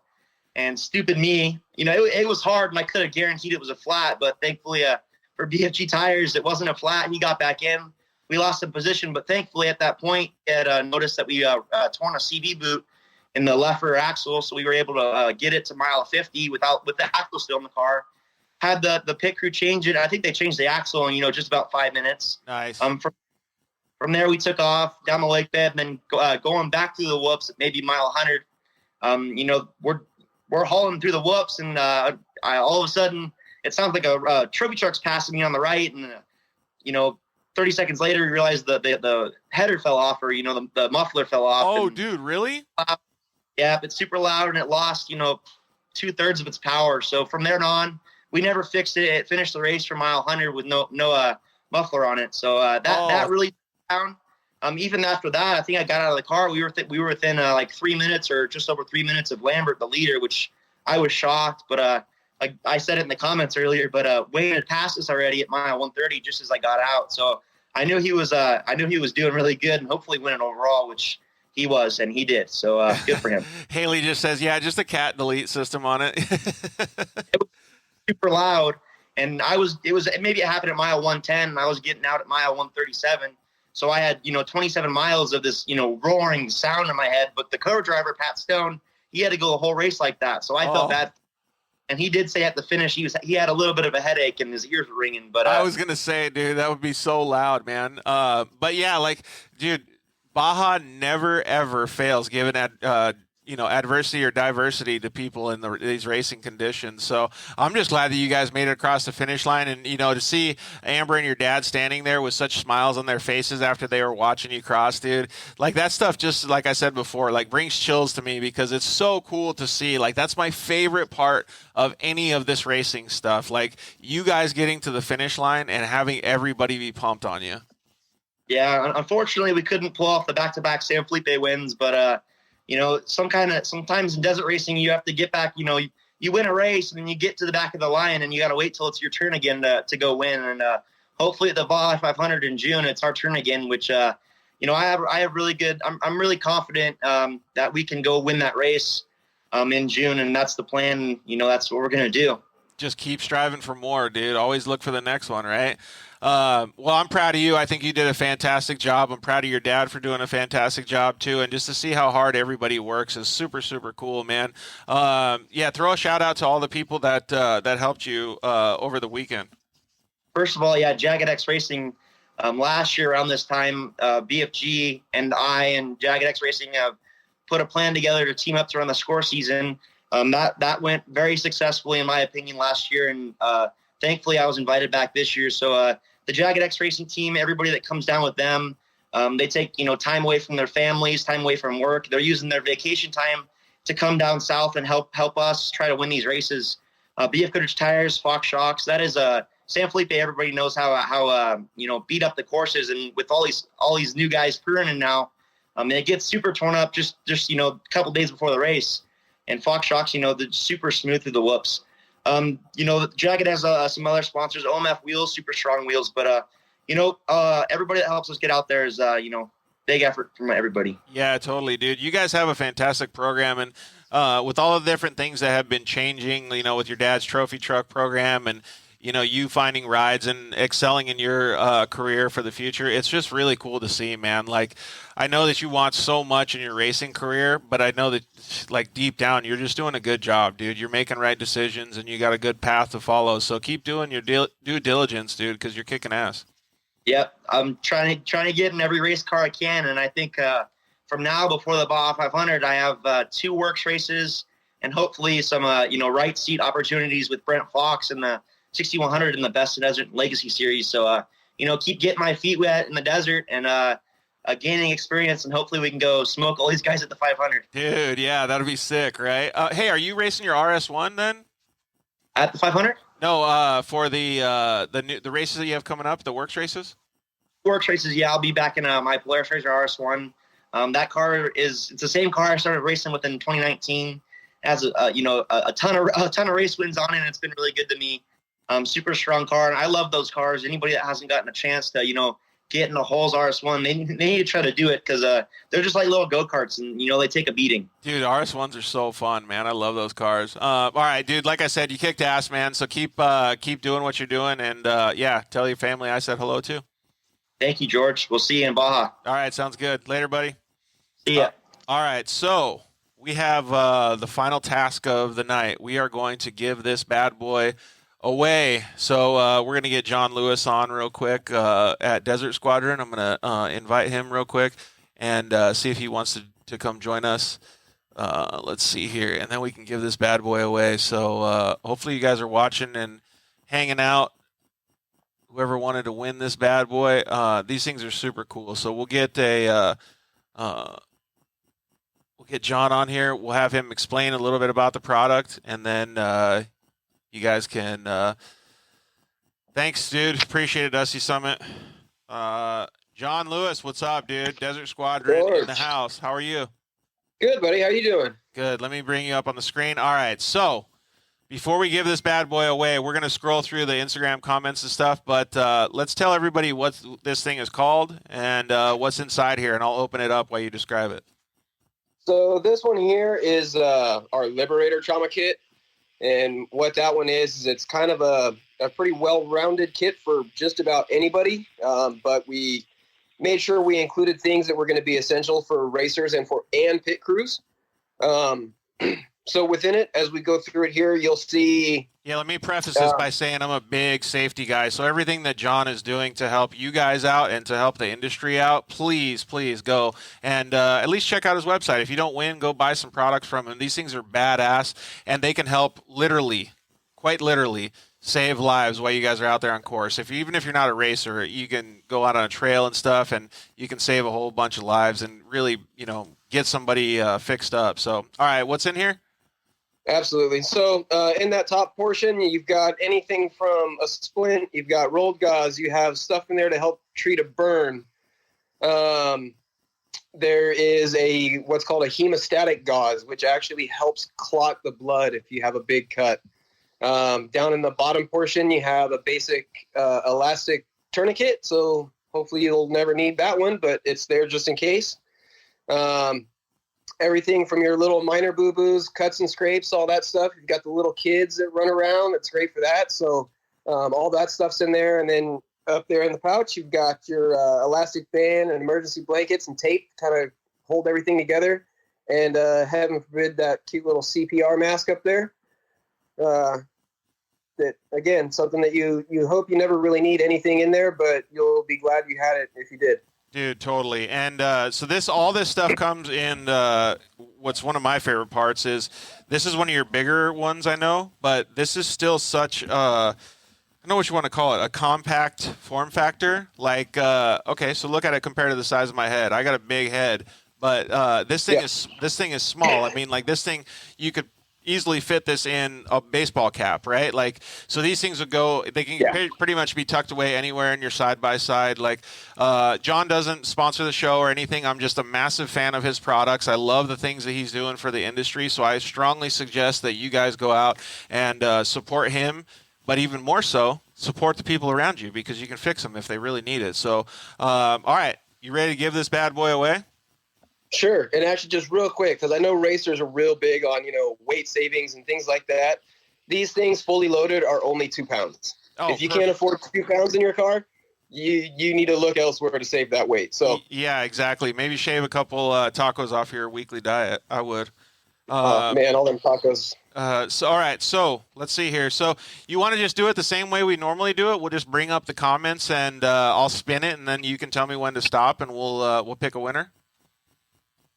Sure. All right, so it looks like we got around 50 or so people that signed up for it. So let's see here. You guys can see. I'm going to the post right here. This is the post where we said go ahead and comment, do all your things. I'm going to click on view all the comments here. Let's see here so I can do it. Can you see me good? Yep. All right, so I'm going to scroll all the way down. Stop. All the way back up. All right. You're going to go all the way down to show them all. Got it. All right. Let's do it real quick. All right, so I'm not going to look at it. I'm just going to look at the screen, and you tell me when to poke it. Cool. Go. All right. PTR Motorsports, where my finger landed. PTR Motorsports. All right, so PTR Motorsports, we're going to reach out to you on Instagram. Congratulations on winning this badass Desert Squadron trauma kit. Hey, what did you say it's called again? So that one is the Liberator. The Liberator trauma kit. All right. And these things have a retail value of how much? $135. Okay. But you do have other ones, I guess, then, huh? We do have a couple other ones right now. Having a little supply chain issues that we're trying to work out and sort out for everybody so that we can get them back in stock. But just know that if you ever see something on the website that says sold out, we are in a number of stores now. I would try and do a little bit of work on promoting those stores through my page as well. So if you happen to see me talking about a store or a shop, if I don't have one, chances are check those shops. Yeah. You might find some there. And also too, if you didn't win, if you follow some of my racers and some of those people that I'm associated with, there's some discount codes out there for you guys. You can save a few bucks too. There you go. I won't generally post those discount codes, so you got to find it for yourself, got to do a little work. But when you find it, that's for a win for everybody. Yeah, because you got ambassador program, so you want those ambassadors to win too. So good on you for doing all that, man.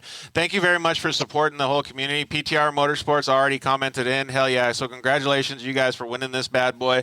I'll get this sent out to you guys. I'm going to put it back in this nice little cellophane case for you guys. Let's see here. So your product is awesome. I saw it in person. Super stoked. So PTR Motorsports is pumped on it, dude. Heck yeah, congratulations. I thought you were spelling my name. Dang it. Congrats, PTR Motorsports. Man. So, hey, anybody that didn't win, please still at least go check out the website. Check out his Instagram page. Like I said, John's just always been a super good person to support the show because he loves off-road and he loves helping people on off-road. So we really appreciate him giving this back to you guys and supporting the community. So thank you very much, John. We really appreciate it. We'll get this sent out to the PTR Motorsports guys. Awesome. Yeah, and if you guys have any questions on it, feel free to hit me up here. I'll be more than happy to go over it with you. Sweet, dude. Thank you very much. All right, have fun. We'll see you at the races. Awesome, George. Take it easy, guys. See ya. All right, so we're going to wind down the show. Really appreciate everybody for joining us for episode 123 of the Dirt Life Show for the San Felipe 250 recap show. Thank you to Rob McCacken for joining us, Justin Lambert, Christian Strappas, Evan Weller, Caden Wells, Emma Cornwell, Wayne Matlock, Caden McCacken, and obviously John from Desert Squadron. You guys are our lifeblood. We really appreciate you guys joining us and hanging out, giving us all the comments, commenting on your favorite drivers, talking stuff about off-roading is what we love doing here on the Dirt Life Show. So we really appreciate it. Thank you to the guys at KMC Wheels, Motul, Shock Therapy, JL Audio, EFX Tires, Evolution Power Sports, Zollinger Racing Products, Vision Canopies, Crow Heat, and Solder Weld. Really appreciate all you guys for joining us, man. Man, I am tired. Hopefully I can get some rest. We go to Texas this week on Thursday, and we are going to be in Louisiana with the S3 Power Sports guys on Monday for a shop tour and live show from S3 Power Sports in Louisiana. So please pay attention to that. That's going to be an awesome show. We can't wait to see Dustin Jones and the whole crew, Dustin Henderson and all the guys over there. So, all right, I'm going to go get some rest. We love you guys. Good night. Thanks for listening to the Dirt Life Show. See you next week.